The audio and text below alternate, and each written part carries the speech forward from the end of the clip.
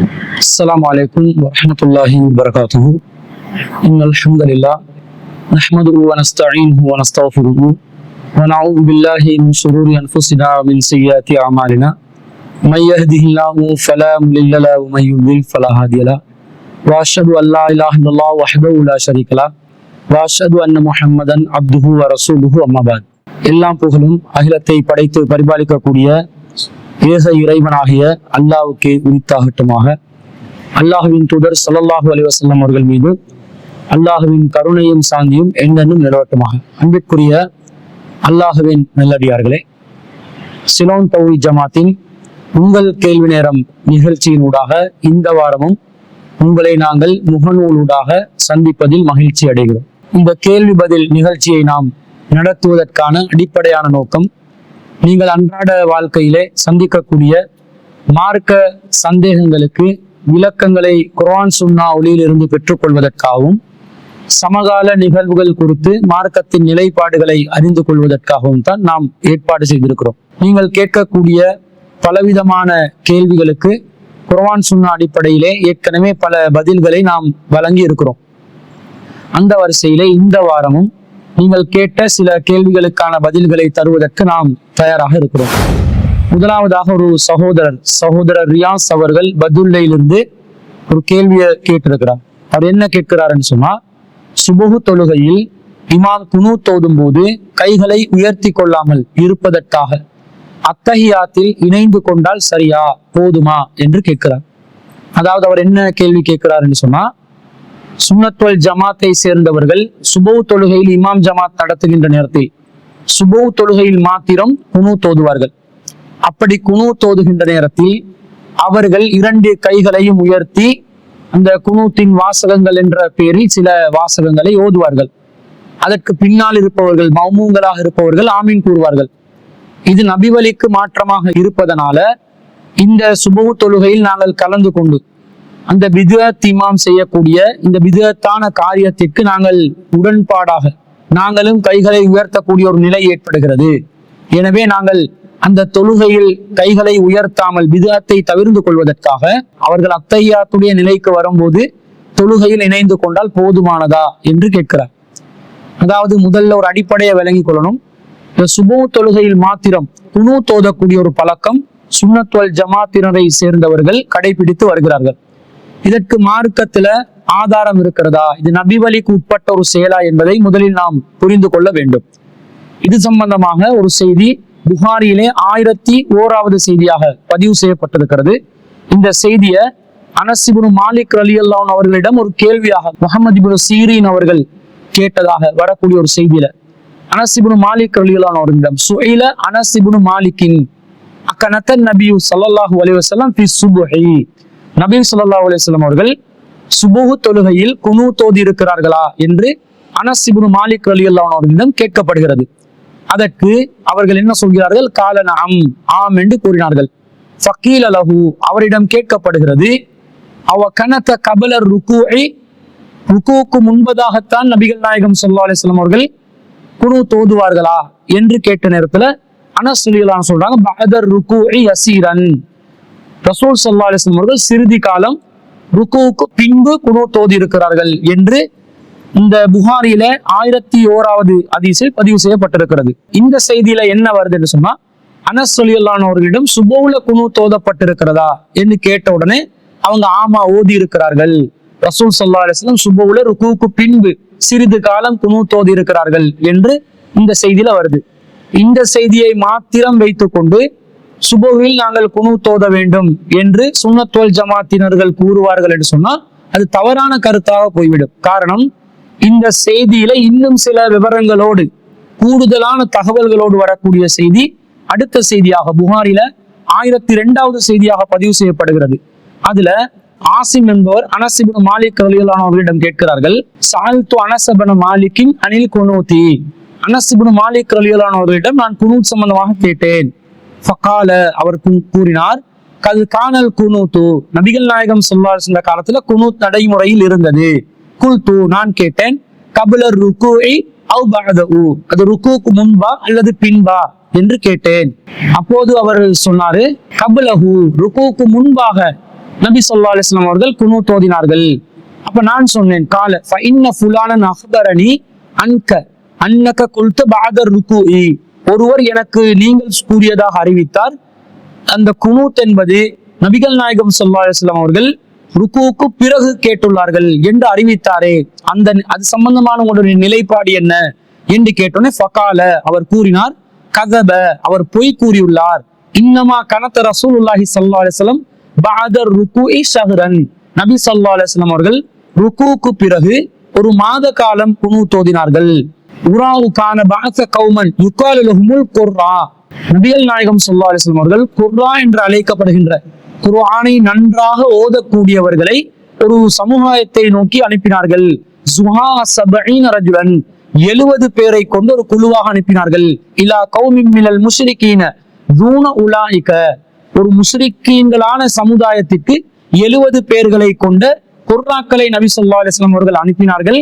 அவர்கள் அந்த முஷ்ரிக்கீன்களை விட குறைவாக இருந்தார்கள். வகான பைனஹும் வ பைன ரசூலில்லாஹி ஸல்லல்லாஹு அலைஹி வஸல்லம் அஹதுன், ரசூலுல்லாவுக்கும் அவர்களுக்கு மத்தியிலே ஒரு ஒப்பந்தம் இருந்தது. ஆனால் அந்த முஷ்ரிக்கீன்கள் என்ன செய்தார்கள், இந்த குர்ராக்களை கொலை செய்து விட்டார்கள். எனவே நபி ஸல்லல்லாஹு அலைஹி வஸல்லம் அவர்கள் ஃபகனத ரசூலுல்லாஹி ஸல்லல்லாஹு அலைஹி வஸல்லம் ஷஹ்ரன் யதுஉ அலைஹிம், அவர்களுக்கு எதிராக ஒரு மாத காலம் குனூத் ஓதினார்கள் என்று புகாரியிலே 1002வது செய்தியிலே பதிவு செய்யப்பட்டிருக்கிறது. இந்த குனூத் என்பது குனூத்துன் நாசிலா என்று சொல்லக்கூடிய ஒரு குனூத்து. முஸ்லிம் சமூகத்திற்கு பாதகமான ஒரு செயற்பாடு ஏற்பட்டால், காஃபிர்களுக்கு முஸ்லிம்க்கு எதிராக நடக்கக்கூடியவர்களுக்கு எதிராக செய்யக்கூடிய ஒரு பிரார்த்தனையாக செய்யப்படுகின்ற குனூத்து தான் குனூத்துன் நாசிலா என்பது. இதைத்தான் நபி ஸல்லல்லாஹு அலைஹி வஸல்லம் அவர்கள் ஒரு மாத காலமாக ஓதி இருக்கிறார்கள். அது சுபுஹ் தொழுகையிலும் ஓதி இருக்கிறார்கள், சுபுஹ் அல்லாத ஏனைய தொழுகைகளிலும் ஓதி இருக்கிறார்கள். அது ஒரு மாத காலம் தான் நீடித்திருக்கிறது. அதற்கு பிறகு வளமையான முறையில் நபி ஸல்லல்லாஹு அலைஹி வஸல்லம் அவர்கள் தொழுகைகளை நடைமுறைப்படுத்தியிருக்கிறார்கள். அப்ப சுன்னத்துல் ஜமாத்தினரை சேர்ந்தவர்கள் இந்த குனூத்துன் நாசிலாவுக்குரிய ஹதீஸை எடுத்துக்கொண்டு சுபுவுக்கு மாத்திரம் அவர்கள் குனூத் ஓதுவார்கள் என்று சொன்னால், அது இந்த நபிவழிக்கு மாற்றமாக இருப்பதை நாங்கள் பார்க்கிறோம். சுபுவுல கூட இவர்கள் என்ன குனூத்தை ஓதுறாங்கன்னு சொன்னா, வித்ர்ல நபி ஸல்லல்லாஹு அலைஹி வஸல்லம் அவர்கள் எதை குனூத்தாக ஓதுவதற்கு கற்றுத் தந்தார்களோ, அல்லாஹ் ஹதினி ஃபீமன் ஹதைத் வஆஃபினி ஃபீமன் ஆஃபைத் வதவல்லனி ஃபீமன் தவல்லைத் என்று வரக்கூடிய வித்ரில் ஓதக்கூடிய குனூத்தை தான் சுபஹ் தொழுகைக்கு அப்படியே ஒரு டிரான்ஸ்ஃபர் பண்ணி அல்லாஹ் மஹதினா ஃபீமன் ஹதைத் என்று அதை பன்மையாக, துஆவை பன்மையாக மாற்றிக்கொண்டு ஓதுகிறார்கள். இதற்கு நபி வழியில் எந்த ஒரு ஆதாரமும் இல்லை. எனவே இந்த சுபஹ்ல மாத்திரம் குனூத் ஓதுவது ஒரு பித்அத்தான, சுன்னத்துக்கு மாற்றமான ஒரு நூதன அனுஷ்டானமாக நபிகளார் வழிகாட்டாத ஒரு செயற்பாடாக இருப்பதனால அது ஒரு பித்அத்தான காரியம், நாங்கள் அந்த காரியத்தில் ஈடுபடக்கூடாது என்று சொல்கிறோம். குறித்த சகோதரர் என்ன கேள்வி கேட்கிறாருன்னா, அப்படி சுபஹ்ல மாத்திரம் ஓதக்கூடிய அந்த குனூத்துல நாங்கள் பங்கு பெறாமல், கைகளை உயர்த்த வேண்டி வருது, அதுல பங்கு பெறாமல் இருப்பதற்காக அத்தஹியாத்தில் போய் நாங்கள் அவர்களோடு இணைந்து கொள்ளலாமா என்று கேட்கிறார். இந்த விஷயத்துல நாங்கள் ஒரு விஷயத்தை புரிந்து கொள்ளணும். பொதுவாக இமாம்களாக வரக்கூடியவர்கள் மார்க்கத்தை அறிந்ததன் காரணமாகவோ அல்லது அறியாததன் காரணமாகவோ பலவிதமான தவறுகளை தொழுகையில் நடைமுறைப்படுத்துவார்கள். அவர்கள் தொழுகையில் நடைமுறைப்படுத்துகின்ற தவறுகளை வைத்து, பித்அத்தான காரியங்களில் அவர்கள் ஈடுபடுவதை வைத்து ஒருவரை இமாமத்தாக நியமிப்பதற்கு இஸ்லாமிய மார்க்கம் நேரடியாக ஏதாவது தடை விதித்திருக்கிறதா என்று பார்த்தால் அதற்கு நேரடியாக எந்த ஒரு ஆதாரமும் இல்லை. ஒருவர் பித்அத் செய்பவராக இருந்தால் அவரை நீங்கள் இமாமத்தாக வைத்துக் கொள்ளாதீர்கள் என்று அல்லாஹ்வும் சொல்லவில்லை, அல்லாஹ்வுடைய தூதர் ஸல்லல்லாஹு அலைஹி வஸல்லம் அவர்களும் சொல்லவில்லை. பித்அத்தான காரியங்களை இஸ்லாமிய மார்க்கம் வன்மையாக கண்டித்திருக்கிறது. ஈயாக்கும் வ முஹ்தஸாத்தில் உமூர், புதிதாக மார்க்கத்தின் பெயரால் உருவாகக்கூடிய ஒவ்வொரு காரியத்தையும் நான் எச்சரிக்கை செய்கின்றேன். வகுல்ல முஹதஸத்தின் பித்ஆ, புதிதாக உருவாக்கக்கூடிய ஒவ்வொன்றும் பித்அத்துகள், நூதன அனுஷ்டானங்கள், முன்மாதிரி இல்லாத செயல்கள். வகுல்ல பித்அத்தின் லலாலா, ஒவ்வொரு பித்அத்தும் வழிகேடு. வகுல்ல லலாலத்தின் ஃபின்னார், ஒவ்வொரு வழிகேடும் நரகத்தை சென்றடையும் என்று நபி ஸல்லல்லாஹு அலைஹி வஸல்லம் சொல்லி இருக்கிறாங்க. இது எச்சரிக்கை செய்யப்பட்டிருக்கிறது. அதே மாதிரி யார் ஒருவர் பித்அத்வாதிக்கு அடைக்கலம் கொடுப்பாரோ அவர் அல்லாஹ்வுடைய சாபத்துக்குரியவர் என்றும், பித்அத்வாதிகள் மறுமையிலே ஹவுலுல் கௌதர் தடாகத்தில் நீர் அருந்தும் பாக்கியத்தை விட்டும் தடுக்கப்படுவார்கள் என்றும் பித்அத்துக்கு எதிராக பல எச்சரிக்கைகள் இருக்கிறது. ஒரு காரியம் தவறு என்று எச்சரிக்கை செய்யப்பட்டதனாலேயே அந்த காரியத்தில் ஈடுபடுபவர் இமாமத் செய்வதற்கு தகுதியை இழக்கிறாரா என்பதை நாங்கள் ஆய்வு செய்ய வேண்டும். பிதஅத் தவறு என்று எச்சரிக்கை செய்யப்பட்டிருக்கிறது. ஆனால் பிதஅத் செய்யும் இமாமை நாங்கள் பின்பற்றுவதற்கு மார்க்கத்துல தடை இருந்தால்தான் இமாமத் செய்வதிலிருந்து நாங்கள் விலகிக் கொள்ள வேண்டும். ஒருவர் தவறு செய்கின்ற காரணத்தினால் இமாமத் செய்வதிலேயே இருக்கக்கூடாது என்றால் பிதஅத் என்றது மட்டும்தான் இந்த இஸ்லாமிய மார்க்கத்துல தவறா இருக்குதா? எத்தனையோ காரியங்கள் தவறாக இருக்கிறது. ஹராமான காரியங்கள், மார்க்கம் தடுத்த காரியங்கள், மார்க்கத்துக்கு முரணான காரியங்கள் என்று பலவிதமான காரியங்கள் ஒன்று இல்லாவிட்டால் ஒன்று ஒரு மனிதரிடம் நிகழத்தான் செய்யும். ஒருவர் ஒரு கெட்ட காரியத்துல ஈடுபடுறாரு என்று சொன்னா, மார்க்கத்துக்கு முரணான ஒரு காரியத்தில் ஈடுபடுறார் என்று சொன்னால் அவர் இமாமத் செய்வதற்கு தகுதியற்றவர் என்ற ஒரு நிலைப்பாட்டை அறிவிப்பதாக இருந்தால் எல்லா விஷயத்திலையும் அறிவிக்கணும். பிதஅத் என்ற விஷயத்துல மட்டும் இல்லாமல் எந்த தவறு ஒரு மனிதர் செய்தாலும் அவர் இமாமத் செய்வதற்கு தகுதியற்றவர் என்ற ஒரு நிலைப்பாட்டை அறிவிக்க வேண்டி வரும். காரணம் என்ன? நேரடியாக இமாமத் செய்வதற்கு பிதஅத் செய்பவர் தகுதியற்றவர் என்று நேரடியாக ஹதீஸ் எதுவும் வரவில்லை.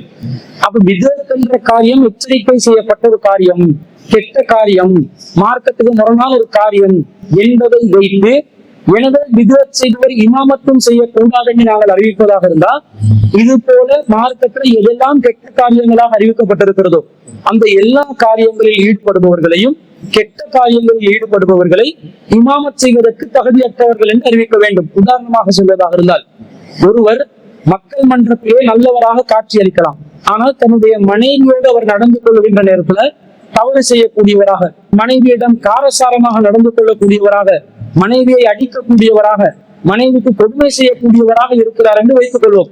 அப்ப இப்படிப்பட்ட ஒரு நிலையில் இருப்பவர் இமாமத் செய்வதற்கு தகுதியற்றவர் என்று எங்களால் அறிவிக்க முடியுமா? அறிவிக்க முடியாது. அவர் மனைவியிடத்தில் கடுமையாக நடப்பது தவறு, இஸ்லாம் எச்சரித்திருக்கக்கூடிய விஷயம். அல்லாஹ் அமானிதத்தை அவர் பால்படுத்துகிறார், அந்த அளவுக்கு எச்சரிக்கை செய்யப்பட்ட ஒரு பாவமாக இருக்கிறது என்று இருந்தாலும், உங்களில் சிறந்தவர் மனைவியில் சிறந்தவர் தான் என்று இருந்தாலும், அந்த நபர் மனைவி விஷயத்தில் தவறாக நடக்கிறார் என்பதனால அவர் இமாமத் செய்வதற்கே தகுதியற்றவர் என்று நாங்கள் எப்படி அறிவிப்பது? அப்படி அறிவிப்பதாக இருந்தால் அது அல்லாஹ்வோ அல்லாஹ்வுடைய தூதரோ நமக்கு வழிகாட்டி இருக்க வேண்டும்.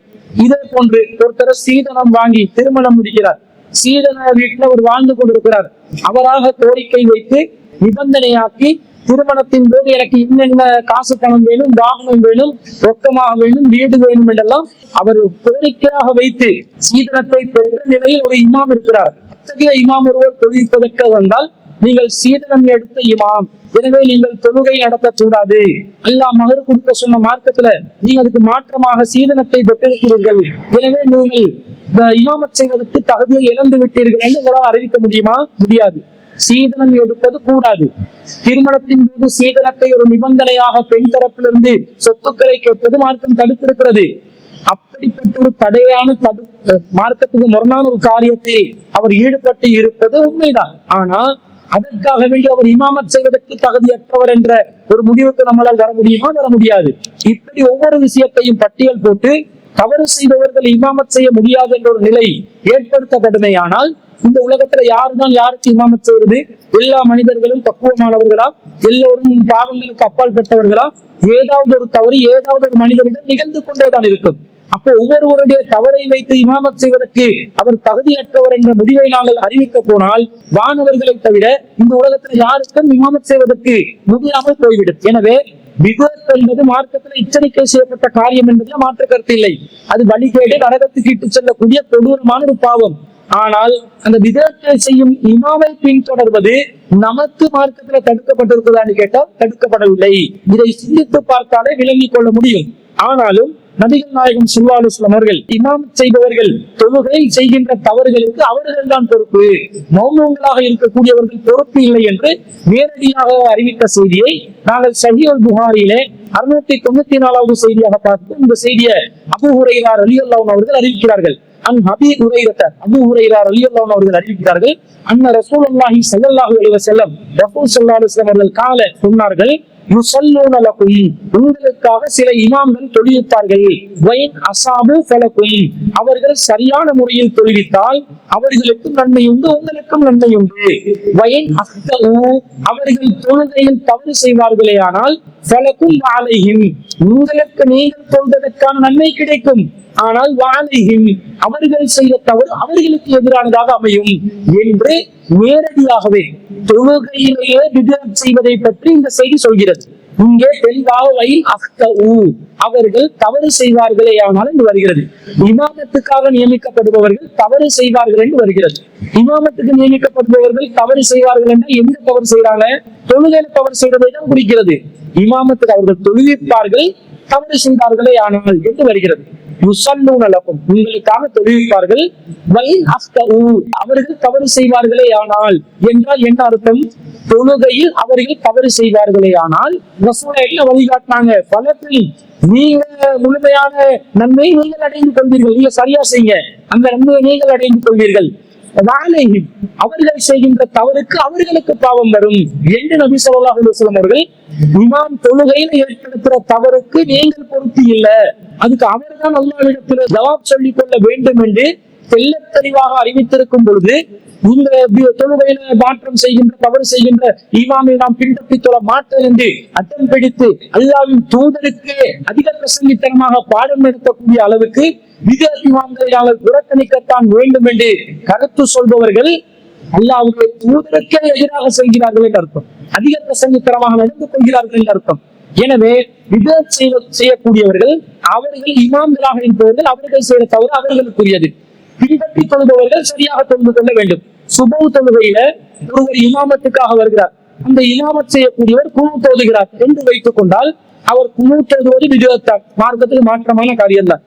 சுபஹ் தொழுகையில மாத்திரம் பிரத்யேகமாக ஒரு குனூத்தை ரசூல் ஸல்லல்லாஹு அலைஹி வஸல்லம் கற்றுத்தரவில்லை. குனூத்து நாசிலாவாக இருந்தால் அது ஐவேளை தொழுகையிலும் குனூத்து நாசிலாவை எழுத வேண்டும். அப்படி இல்லாமல் சுபஹ்ல மட்டும் ஓதுவாங்க, அது விதத்து. அந்த விதத்தை இமாம் நிகழ்த்தும் பொழுது அவர் செய்யற விதத்தை அவர் செய்யத்தை நாங்க நின்று கொண்டு இருக்க வேண்டியதுதானே. நாங்க ஏன் அவரோட சேர்ந்து அந்த தவறு செய்ய வேண்டிய அவசியம் இல்லை. உடனே என்ன சொல்லுவாங்க? இமாம் நியமிக்கப்படுவது பின்பற்றுவதற்காகத்தான்.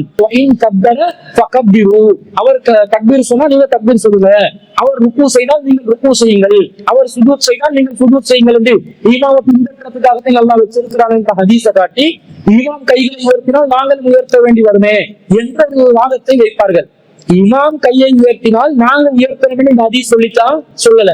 இமாம் தக்பீர் சொன்னா நாங்க தக்பீர் சொல்லணும், இமாம் ருக்கு செய்தால் நாங்கள் ருக்கு செய்யணும், இமாம் சுஜூத் செய்தால் நாங்கள் சுஜூத் செய்ய வேண்டும், இமாம் உட்கார்ந்தால் நாங்கள் உட்கார வேண்டும் என்பதைத்தான் இந்த செய்தி சொல்கிறது. இமாம் தக்பீர் சொல்லிக் கொண்டிருக்கிற நேரத்தில் நாங்கள் தஹ்மீத் சொல்லிக் கொண்டிருக்க கூடாது, அதெல்லாம் சொல்லிக் கொண்டிருக்க கூடாது. இமாம் ருக்கு செய்யற நேரத்தில் நாங்கள் நிலையில் நின்று கொண்டிருக்க கூடாது, இமாம் சுஜூத் செய்யற நேரத்தில் நாங்கள் சுஜூதை நீடிக்க கூடாது. இமாமுடைய கட்டளைக்கு இணங்கி நாங்கள் அவரை பின்பற்றி போகணும் என்று வருகிறதே தவிர அவர் தக்பீர் சொன்னா நீங்க தக்பீர் சொல்லுங்க என்றால் என்ன அர்த்தம்? அவருடைய கட்டளைக்கு இணங்கி நீங்கள் சொல்ல வேண்டும் என்று அர்த்தமே தவிர இமாமுடைய ஒவ்வொரு அங்க அசைவையும் நாங்கள் பின்பற்ற வேண்டும் என்ற அர்த்தமா? இமாம் அவருடைய மண்டை சொரிந்து வைக்கப்படுகிற கையை உயர்த்தி அவர் மண்டையை சொரிந்து கொண்டிருந்தால் பிடிக்கப்படுபவர்களும் தங்களுடைய மண்டைகளை சொரிந்து கொள்ள வேண்டுமா? அவசியம் இல்லை, அது அவருடைய அசைவு. நமக்கு ரசூலை எதை வழிகாட்டுறாங்க? இஸ்ராயல் தொழுகையில அடிப்படையான அசலான அம்சங்கள் இருக்கிறது, அந்த விஷயத்துல இமாம நீங்க பின்தொடர வேண்டும். அவருக்கு மாற்றம் செய்யக்கூடாது. அவர் உட்கார்ந்து நீங்க நின்று கொண்டிருக்காதீங்க, அவர் நின்று கொண்டிருக்கும் போது நீங்க உட்கார்ந்து கொண்டிருக்காதீங்க, அவர் குனியும் போது நீங்க நிற்காதீங்க, அவர் சுஜூதுக்கு போகும்போது நீங்க குனிந்து கொண்டிருக்காதீங்க என்பதை நமக்கு வழிகாட்டுகிறார்களே தவிர இமாம் ஒவ்வொரு அங்க அசைவையும் பின்பற்றுமாறு இதுவும் சொல்லப்படவே இல்லை. இன்னும் சொல்ல போனால் ஒரு சுன்னத்துல் ஜமாத் அல்லது தௌஹீத் என்ற போர்வையில் இருக்கக்கூடிய சலபு சிந்தனையில் இருக்கக்கூடிய ஒரு இமாமாக இருந்தாலும் அவர் வயிற்றுல தக்பீர் கட்டினார் என்று வைய, சலபிகள் தான் வயிற்றுல கட்டுறாங்க. இந்த காலத்துல நெஞ்சில தக்பீர் கட்டது தவறு என்று ஒரு வாதத்தை வைத்துக் கொண்டு வயிற்றுல கட்டி கொண்டு இருக்கிறார்கள். அப்ப வயிற்றுல அவங்க தக்பீர் கட்டினாங்கன்னா நாங்க அவங்களை பின்பற்றி சொல்லுவாங்க, சுண்ணாவை பின்பற்றணும் என்ற கருத்துலதான் அவங்க இருக்கிறாங்க, விதத் செய்யக்கூடாதுன்ற கருத்துலதான் இருக்கிறாங்க. அவங்க வயிற்றுல தக்பீரை கட்டா நாங்கள் வயிற்றுல தக்பீர் கட்டி கொண்டு இருக்கணும் அர்த்தமா? இல்லை, நாங்கள் நெஞ்சில் கட்டி கொண்டு இருப்போம். அவர்கள் வயிற்றுல கட்டினா நமக்கு என்ன பிரச்சனை? சுண்ணால நெஞ்சில கட்டி கொண்டு வந்திருந்தால் அதை நாங்கள் தொழுகையில் நடைமுறைப்படுத்த வேண்டும். இதுதானே அடிப்படை. இதே போன்று அப்துல்லா பின் பாஸ் என்று சொல்லக்கூடிய ஒரு மார்க்கறிஞர், சவுதியில மிக பிரசித்தி பெற்ற ஒரு மார்க்கறிஞர், தொழுகையில ருக்குவுக்கு பிறகு நீங்கள் இஅ்திதாலுக்கு வந்தால் மீண்டும் கைகளை கட்டிக்கொள்ள வேண்டும், தக்பீர் கட்ட வேண்டும் என்று ஒரு பத்வாவை அறிவித்தார். அதான் சுன்னா என்று சொன்னால் கைவிடப்பட்ட நபிவழி என்றார். அதை பலரும் இன்றும் கூட சவுதியிலே நடைமுறைப்படுத்திக் கொண்டிருக்கிறார்கள். அப்ப அத்தகைய ஒரு இமாம் தொழுகையில ஏத்திதால தக்பீர் கட்டினா நாங்கள் இமாமுக்கு பின்னாடி இருந்து ஏத்திதால தக்பீர் கட்டிக்கொள்ளணுமா, அல்லது இவர் விதத்தை செய்யற இமாமு எனவே இவரை பின்பற்ற கூடாதுன்னு அவரை பின்பற்றாமல் புறக்கணிக்கணுமா? என்ன சொல்ல வர்றீங்க?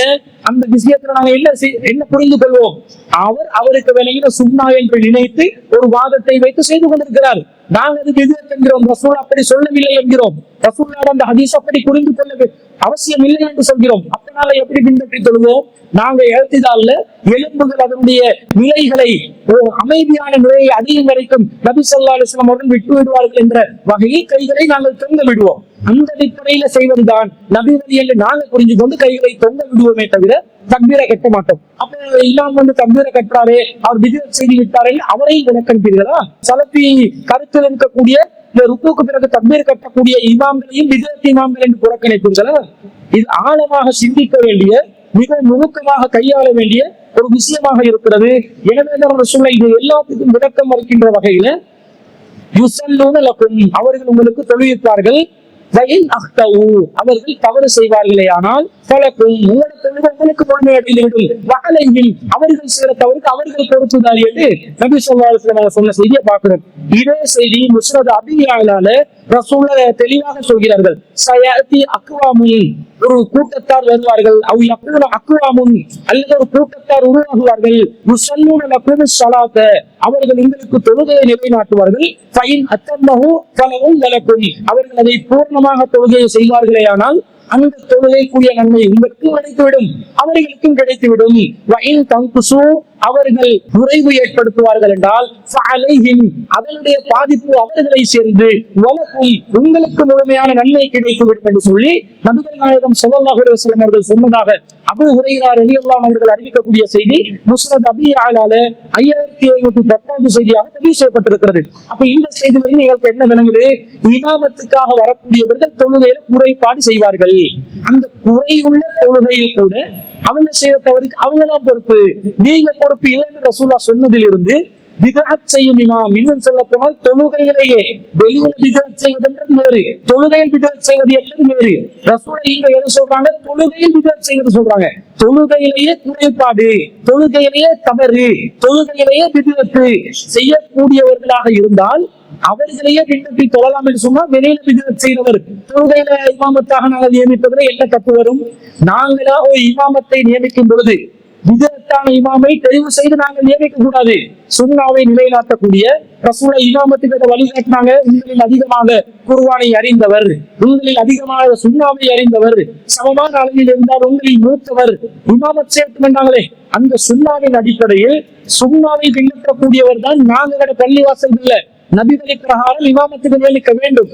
அதற்கு மாற்றமாக ஒருவர் நாங்க தற்சமயமா ஒரு இமாமத்தை பின்பற்ற வேண்டி வருது, அவர் விதத்தில் ஈடுபடுறார், அவருடைய நிலைப்பாடு அவரை சேர்ந்தது, நம்முடைய சுன்னா நம்மளை சேர்ந்தது என்ற வகையில் நாங்கள் நபிகளை பிரகாரம் நாங்கள் தொழுது கொண்டு அவர் செய்யக்கூடிய விதத்தில் நாங்கள் ஜவாபுதாரிகள் அல்ல என்ற விதத்தில் அந்த தொழுகையில் பங்கு பெறலாம் என்று வரும்பொழுது, நீங்க எதுக்காக சுபவுல இமாம் குனூத் எழுதும் போது அவர் குனூத் எழுதுகிறார், நான் தாமதமா போயிட்டு அத்தையதான் அவரோட சேரணும் என்று யோசிக்கணும். நீங்க சாதாரணமாக சுபவுல இமாம் ஜமாத்துல நீங்கள் கலந்து கொள்ளலாம். விதத் செய்யக்கூடியவர் குனூத் எழுதும் போது நீங்கள் நபிகளை பிரகாரம் கைகளை கீழே தொங்க விட்ட நிலையை நீங்கள் நின்று கொள்ள வேண்டும். அவர் செய்யக்கூடிய விதத்தோடு நீங்கள் கலந்து விடக்கூடாது, அதிலே நீங்கள் ஈடுபட்டு விடக்கூடாது. பிறகு அவர் மற்ற காரியங்கள் விதத் அல்லாத நிலையில் செய்யக்கூடியவைகளில் நீங்கள் அவரோடு சென்று அந்த தொழுகையை முழுமையாக்கலாம் என்பது இந்த செய்திகளில் இருந்து விளங்குகிறதா இல்லையா? இதுதான் நபி வழி. ரசூலுல்லாஹ் நமக்கு ஒரு விஷயத்தை வழிகாட்டிய பிறகு அதுக்கு மாற்றமாக அதிக பிரசங்கித்தனமாக இறையச்சத்தை ரசூலுல்லாஹ்வுக்கே கற்றுக் கொடுக்கிற அளவுக்கு நாங்க மார்க்கத்துல வரம்பு மீறி நடந்து கொண்டால் அல்லாஹ்வுடைய மார்க்கத்துல அல்லாஹ்வுக்கே மார்க்கத்தை கற்றுக் கொடுக்கிற அளவுக்கு ஒரு பாவமான காரியமாக அமைந்துவிடும். எனவே நாங்கள் கவனம் செலுத்த வேண்டும். அதே நேரத்துல இந்த விதத் இமாம்கள் அவரோட பயான்கள்ல நிறைய கட்டுக்கதைகள், கப்சாக்கள், நிறைய பொய்கள், அதே போன்று நிறைய இபாதத்துகள் விதத்துகள் கலந்த நிலை இருந்தால் அதுக்கு மாற்றீடாக நீங்கள் நபிவழி பிரகாரம் ஒரு தொழுவிடத்தை ஏற்படுத்திக் கொள்ளுங்கள், அல்லது அந்த மஹல்லாவை அந்த மஸ்ஜிதை நபிவழியை நிலைநிறுத்தக்கூடிய அளவில் அந்த ஊரில் தாவா பிரச்சாரங்களை செய்து பலமான தாவாக்களை நீங்கள் முன்னெடுத்து ஒட்டுமொத்த மக்களை முன்னெடுத்த அந்த பள்ளிவாசலை நபிவழியை நிலைநாட்டக்கூடிய பள்ளிவாசலாக மாற்றிவிடுங்கள். அது செய்யாம இந்த விதத் இமாம புறக்கணிக்கணும் என்றதுக்கு வைக்கக்கூடிய வாதங்கள் பொருத்தமான வாதங்களாக இல்லை. எனவே பிதஅத் இமாமை பின்பற்றுவதற்கு நமக்கு அனுமதி உண்டு. கட்டாயம் பின்பற்றி ஆகணும் என்றது இல்லை, அனுமதி உண்டு. அத்தகைய பிதஅத் இமாம் நமக்கு எதற்கையாக பின்பற்ற வேண்டிய ஒரு சூழ்நிலை ஏற்பட்டாலோ, அல்லது பள்ளிவாசல் இருக்கிறவங்க பிதஅத் செய்யத்தான் செய்யறாரு, நாங்கள் ஜமாத்துல தான் கலந்து கொள்றோம் என்ற வகையில் நிலை ஏற்பட்டாலோ, இந்த சொன்ன ஹதீஸ்களின் பிரகாரம் அவரை பின்பற்றுவதற்கு மார்க்கம் எந்த தடையும் விதிக்கவில்லை என்பதை நாங்கள் தெளிவாக புரிந்து கொள்கிறோம். எனவே அந்த சகோதரருக்கு தாராளமாக அந்த சுப தொழுகையில கலந்து கொள்ளலாம் என்பதை இந்த சகோதரர் கேட்ட கேள்விக்கு பதிலாக நாங்கள் பதிவு செய்து கொள்கிறோம். ஆலமுல் பர்ஸக், ஆலமுல் அர்வா என்றால் என்ன என்று ஒரு சகோதரி கொழும்புல இருந்து கேள்வி கேட்டிருக்கிறாங்க.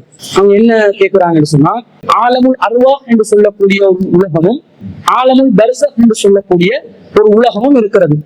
இந்த நிலைகள் என்ன, இதை பற்றி மார்க்க அடிப்படையில விளக்க சொல்லிதான் சொல்றாங்க. முதல் நாங்க விளங்கணும், ஆலமுல் அர்வா என்று சொல்லக்கூடிய அந்த வார்த்தையின் அர்த்தம் என்று சொன்னால் உயிர்களின் ஆத்மாக்களின் உலகம் என்று அர்த்தம்.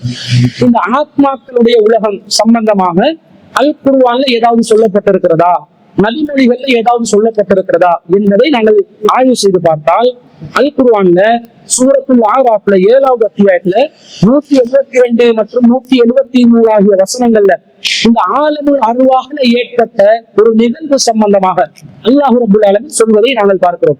என்ன நிகழ்வு ஏற்பட்டது?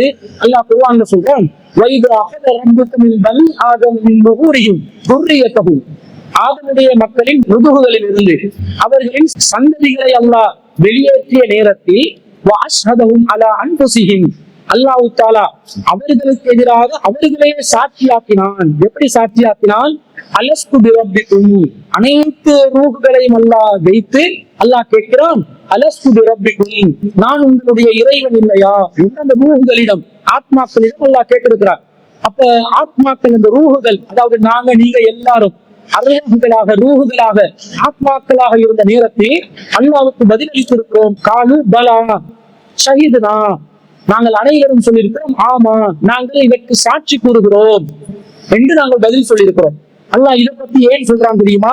அன் தகூலு யௌமல் கியாமத்தி இன்னா கன் அன் ஹாஸா காஃபிலீன், இது பற்றி நாங்கள் அறியாமல் இருந்தோம் என்று நீங்கள் மறுமை நாளில் கியாமத் நாளில் சொல்லாமல் இருப்பதற்காகத்தான் இந்த ஆலமுல் அர்வாஹிலே ரூஹுகளுடைய உலகத்திலே ரூஹுகளை வைத்து நான் உங்கள் அனைவரையும் ரூஹுகளாக வைத்து இந்த உடன்படிக்கையை நான் எடுத்திருக்கிறேன் என்று அல்லாஹ் சொல்வதை பார்த்தோம்.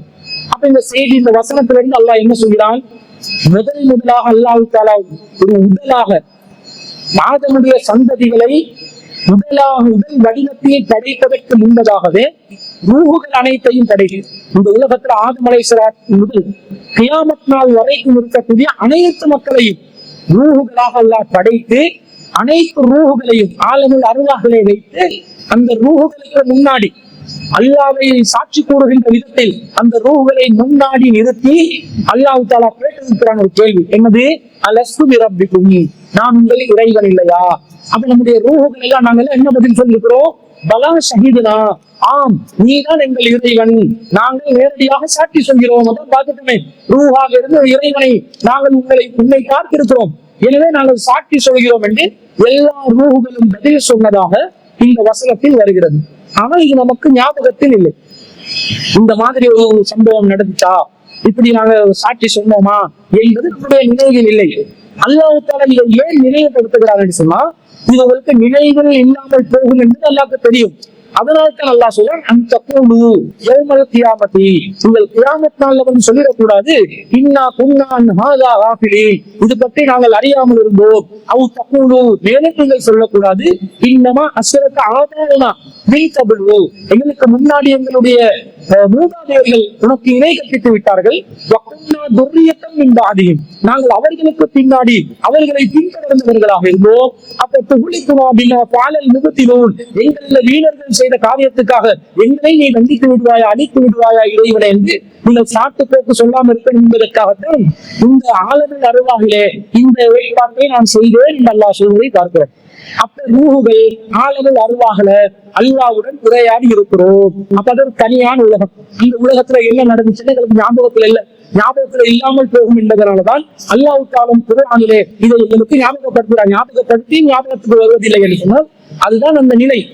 எங்களுக்கு இந்த ஆளுநர் அருவாகல என்ன நடந்துச்சுன்றது ஞாபகத்துக்கு வர்றதுக்கு முன்னாடி நாங்க தாயின் கருவறையில் இருக்கும் போது எந்த நிலையில் இருந்தோம், உயிராக ஒரு 6 மாத காலம் இருந்தோமா இல்லையா?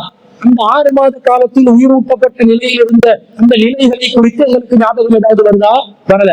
அது கண்கூடாக நிதர்சனமாக பார்க்கக்கூடிய உண்மையாக இருக்கிறது. அப்படி இருந்தும் அந்த உயிரின் தன்மை, அந்த உயிர், அந்த வாழ்க்கையில், அந்த ரூஹில் ஒரு உடல் பெற்ற தற்காலிகமான ஒரு வாழ்க்கை கருவறையில் வாழ்ந்தோமே, அந்த வாழ்க்கை சம்பந்தமாக கூட இதற்கு ஞாபகத்தில் வருவதில்லை. அது மாத்திரமல்லாமல் நாம் சிறு பிராயத்தில் நாங்கள் நம்முடைய பெற்றோர்களுடன் வாழ்ந்தோம், அவர்களை அண்டிக் கொண்டு இருந்தோம். அந்த வாழ்க்கை சம்பந்தமாக நமக்கு ஏதாவது ஞாபகத்துக்கு வருதா என்று கேட்டால் அதுவும் ஞாபகத்துக்கு வருவதில்லை. காரணம் என்ன? அதான் மனிதனுடைய நிலை. அப்ப ரூஹுகளுடைய பலவிதமான படித்தரங்களை அல்லாஹ் வைத்திருக்கிறான்.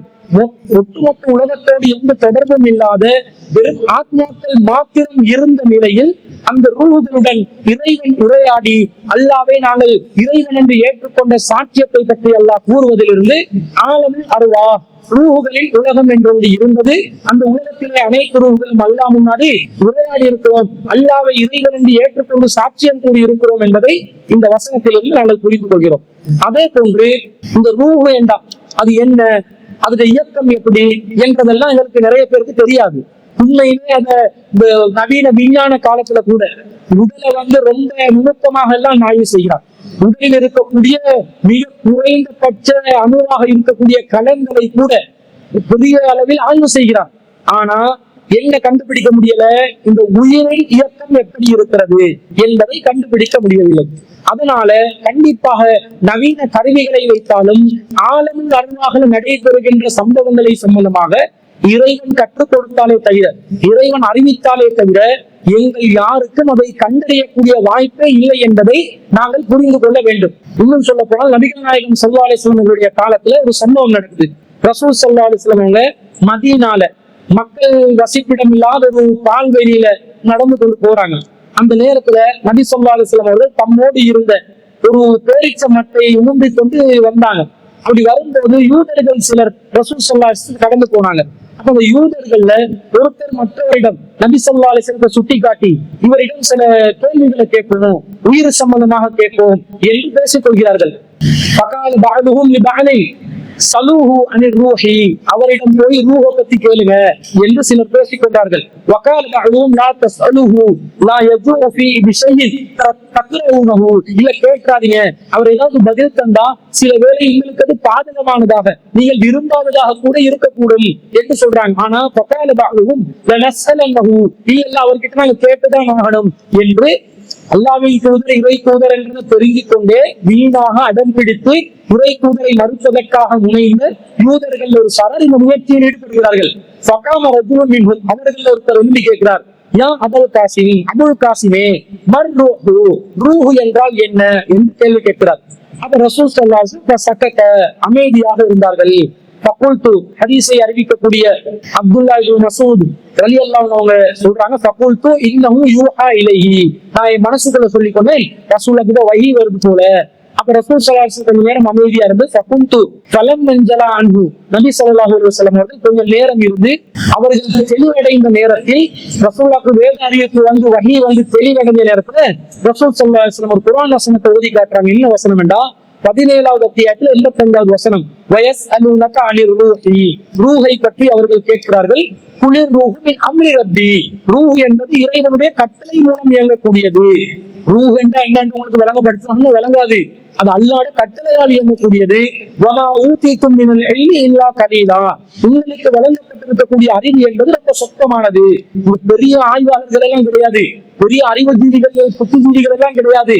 நீங்க என்னதான் உச்சகட்ட விஞ்ஞானத்தை அடைந்தாலும் உங்களுக்கு வழங்கப்பட்டிருக்கக்கூடிய அறிவு என்பது அல்லாஹ்வுடைய அறிவோடு ஒப்பிடுகின்ற சொத்தத்திலும் சொத்தம் அர்த்தம் என்பதை அல்லாஹ் தஆலா இந்த வசனத்தின் மூலமாக சொல்லுகிறார். அப்ப ரூஹ் என்பது அது தனியாக இயங்கக்கூடிய அல்லாஹ்வின் கட்டளை மூலம் இயங்கக்கூடிய ஒரு பிரத்யேகமான ஒரு ஏற்பாட்டில் இருக்கக்கூடியது.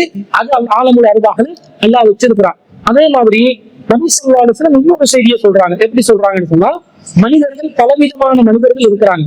அப்ப அது ரசூலை வழங்கப்படுத்தும் போது சொல்றாங்க, அன்னாசு மஆதினு மக்களின் மனிதர்களுடைய தன்மை எப்படி இருக்குது என்று சொன்னா வெள்ளி மூலகங்களை போன்றும் தங்க மூலகங்களை போன்றும் மக்கள் இருக்கிறார்கள். இஸ்லாம் அவர்கள ஜாஹிலியா காலத்துல சிறந்தவர்கள் யாரோ அவர்கள் தான் இஸ்லாத்திலும் சிறந்தவர்கள். ஜாஹிலியா காலத்துல ஒருத்தர் ஜாஹிலியா அறியாமை காலத்திலேயே ஒருத்தர் நல்லவராக வாழ்ந்திருப்பார். அத்தகைய நல்லவராக வாழ்ந்தவர், மனசாட்சிப்படி நல்லவராக வாழ்ந்திருப்பார். அவர் இஸ்லாத்துக்கு வந்த பிறகு அவர் நல்ல காரியங்களில் ஈடுபடும் போது ஜாஹிலியா காலத்திலே அவர் சிறந்தவராக வாழ்ந்திருக்கிறாரு. அவர் இப்போது இஸ்லாத்திலும் சிறந்தவராக கருதப்படுவார். அவர் அந்த காலத்துல செஞ்ச நன்மையான காரியங்களுக்கு கூட இஸ்லாத்துக்கு வந்த பிறகு அவருக்கு நன்மை வழங்கப்படுகின்ற அளவில் நபி ஸல்லல்லாஹு அலைஹி வஸல்லம் சொல்றாங்க, இதான் பக்கஹு, அவர்கள் இஸ்லாத்தை விளங்கி கொண்டால் அப்ப அவர்களுக்கு அந்த நன்மை கிடைக்கும் என்று ரசூல் ஸல்லல்லாஹு அலைஹி வஸல்லம் சொல்லிவிட்டு சொல்றாங்க, அர்வாஹு, ரூஹ் என்பது ஜுனூதுன் முஜன்னதத்துன், ரூஹ் என்பது பல வகைப்பட்டதாக இருக்கும். அதுல எதையெல்லாம் ஒன்றோடு ஒன்று அறிந்த நிலையில் இருக்கிறதோ அது இந்த உலகத்திலும் இணைந்து கொண்டு வாழ்கிறது. எந்த ஒன்றை ஒன்று அறியாத நிலையில் வேறுபட்டு இருக்கிறதோ தூரமாக இருக்கிறதோ அவை இந்த உலகத்திலும் குணத்தால் வேறுபட்டவையாக பரஸ்பரம் முரண்பாடு எதிர் கருத்து கொண்டவைகளாக இருக்கின்றன என்ற செய்தியை ரசூல் ஸல்லல்லாஹு அலைஹி வஸல்லம் சொல்றாங்க. இது அபூ ஹுரைரா ரலியல்லாஹு அவர்கள் அறிவிக்கிறார்கள். சஹீஹ் முஸ்லிம்ல 5138வது செய்தியாக பதிவு செய்யப்பட்டிருக்கிறது. அன்பிற்குரியவர்களே, இந்த ரூஹ் என்பது ஆளுநர் அருளால் இருக்கும் போதே ஒன்றோடு ஒன்று அறிந்த நிலையிலும் ஒன்றோடு ஒன்று பகைந்த நிலையிலும் முரண்பட்ட நிலையிலும் ஒன்றோடு ஒன்று அறியாத நிலையிலும் முரண்பட்ட நிலையிலும் இருந்திருக்கிறதுனால இந்த உலகத்துல அந்த அறிந்த ரூஹுகள் என்ன செய்யலாம், ஒன்றோடு ஒன்று இணைந்து கொள்கிறது. அறியாத நிலையில் முரண்பட்ட நிலையில் இருந்த ரூஹுகள் இந்த பூமியிலும் கூட அது குணத்தால் முரண்பட்டு இருக்கிறது, ஒன்றோடு ஒன்று இணையாமல் இருக்கிறது என்ற செய்தியை ரசூலா சொல்றாங்க.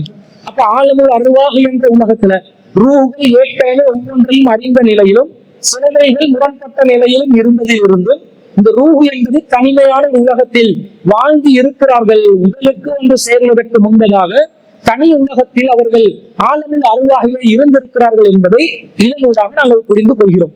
அதே நேரத்துல அல்லாஹ் எப்ப இந்த உலகத்துல ஒரு மனுஷனை பிறக்க வைக்கிறானோ அப்ப இந்த ரூஹுகள் உடலுக்குள்ளே இணைக்கப்படுகிறது, உடலுக்குள்ளே செலுத்தப்படுகிறது. அப்போது அவன் மனித வடிவத்தை பெற்று ஒரு மனிதனாக பிறந்து இந்த பூமியில வாழுகிறான். அப்படி அவனுடைய வாழ்க்கையில சிறு வயது இருக்குது, இளமை வயசு இருக்குது, திருமண வயசு, நடுநிலை பருவம் இருக்குது, பிறகு முதிய வயது, பல பருவங்களை கடந்து பல காலகட்டங்களை கடந்து இறுதியில் அவன் மரணிக்கின்றான். சில ஆத்மாக்கள் முன்கூட்டியே அல்லாஹ்வுடைய விதியின் பிரகாரம் மரணிக்கின்றன. அந்த மரணித்த பிறகு உடலிலிருந்து மீண்டும் உயிர் என்ன செய்கிறது, வெளியேறுகிறது. மீண்டும் உடலிலிருந்து வெளியேற்றப்படுகின்ற உயிர் மீண்டும் செல்லக்கூடிய இடம் ஆலமுல் பர்ஸக் என்று அழைக்கப்படுகிறது. ஆலமுல் அர்வாஹ் என்றால் உயிர் உடலுக்கு வருவதற்கு முன்பதாக இருந்த உலகம், அந்த நிலை. ஆலமுல் பர்ஸக் என்றால் உடலுக்கு உயிர் வந்து வாழ்ந்து மரணித்த பிறகு அந்த மரணத்திலிருந்து அந்த உடலிலிருந்து உயிர் பிரியும் போது செல்லுகின்ற உலகத்துக்கு ஆலமுல் பர்ஸக் என்று சொல்லப்படுகிறது. இந்த பர்ஸக் சம்பந்தமாக உடல் உயிரோடு பிரிந்த நேரத்தில் ஏற்படுகின்ற பர்ஸக்குடைய உலகம் சம்பந்தமாக திருக்குர்ஆன்ல 23வது அத்தியாயத்துல 99 முதல் 101வது வசனம் வரைக்கும் அல்லாஹ் சொல்வதை பார்க்கிறோம். அல்லாஹ் சொல்கிறான், ஒருவருக்கு மரணம் நிகழ்கின்ற நேரத்தில் கால ரப்பிர்ஜிஊனி, அந்த ஆத்மா அல்லாஹ்வோட பேசும். மற்ற உலகத்துல வாழ்றவனுக்கு இந்த உரையாடல் கேட்காது. அல்லாஹ் அந்த மறைவான உலகத்தோடு தொடர்பு பட்ட நிலையில் கால ரப்பிர்ஜிஊனி, இறைவா என்னை மீண்டும் உலகத்துக்கு அனுப்பிவிடு, லஅல்லி அமலு சாலிஹன், நான் நல்ல அமல்களை செய்து வருகிறேன், சீமா தரத்து, நான் விட்டுட்டேன், நிறைய மிஸ் பண்ணிட்டேன், நிறைய டைம் வேஸ்ட் பண்ணிட்டேன், அந்த காரியங்களை எல்லாம் அந்த காலங்களை எல்லாம் பயனுள்ளதாக ஆக்கி நல்ல அமல்களை நான் செய்து வருகிறேன். அப்போ உயிர் கைப்பற்றப்பட்டிருச்சா? இப்ப அந்த ஆத்மா அல்லாஹ்வோட பேசுது. கல்லா, அல்லாஹ் சொல்றான், இல்லை, அவ்வாறு இல்லை, இன்னஹா கலிமத்துன், நீ சொல்றது வெறும் வார்த்தை தான், காஹிலுஹா, அது வந்து நீ உங்க வாயில சொல்லக்கூடிய ஒரு வார்த்தை. வமின் வராஹியும் பர்ஸஹுன் இலா யௌமி யுபஅஸூன், அவர்களுக்கு பின்னால் ஒரு பர்ஸக் இருக்கிறது, இலா யௌமி யுபஅஸூன், கியாமத் நாள் வரைக்கும் என்று அல்லாஹ் சொல்கிறான். அப்போ உடல்ல இருந்து உயிர் பிரிந்த நேரத்திலிருந்து அந்த உடல் கியாமத் நாள் வரைக்கும் இருக்கக்கூடிய அந்த உயிர் வாழக்கூடிய உலகம் ஆலமுல் பர்ஸக் என்று சொல்லப்படுகிறது. அதே வசனத்தில் தொடர்ந்து அல்லாஹ் சொல்கிறான், சூரூதப்பட்ட பிறகு பல அன்சாப தைனகும் யௌமைதின் அவர்களுக்கு மத்தியில எந்த உணவுகளும் இருக்காது. ஒருவரை ஒருவர் விசாரித்துக் கொள்ளவும் மாட்டார்கள். அப்ப இது கியாமத் நாள் வரைக்கும், சூரூதப்பட்டு மீண்டும் எழுப்பப்படும் நாள் வரைக்கும் அந்த ஆளுமை பர்சகுக்குள்ளே உடலிலிருந்து வெளியேற்றப்படுகின்ற உயிர் சென்று விடுகிறது என்று அல்லாஹ் சொல்கிறார். இந்த பர்சகுடைய உலகத்தை கூட மனிதர்களால், அறிவியலால், தொழில்நுட்பத்தால் கண்டறிய முடியுமா என்று கேட்டால் கண்டிப்பாக கண்டறிய முடியாது. காரணம், பர்சக் என்றால் ஒரு திரை மறைவில் இருக்கக்கூடிய ஒரு உலகமாக இருக்கிறது. அந்த திரையின், அந்த மறைவின் நுணுக்கம் எந்த அளவில் இருக்கும் என்று சொன்னால், அல்லாஹ் தஆலா திருக்குர்ஆனில் இதே பர்சக் என்ற வார்த்தையை 55வது அத்தியாயத்துல 19 முதல் 20வது வசனம் வரைக்கும் அல்லாஹ் சொல்கிறான். மரஜல் பஹ்ரைனி அல்தகியான், இரண்டு கடல்கள் ஒன்றோடு ஒன்று சங்கமிக்கின்றன. பைனஹுமா பர்ஸஹுன், அந்த ரெண்டுக்கு மத்தியிலே ஒரு கண்ணுக்கு புலப்படாத திரை இருக்கிறது.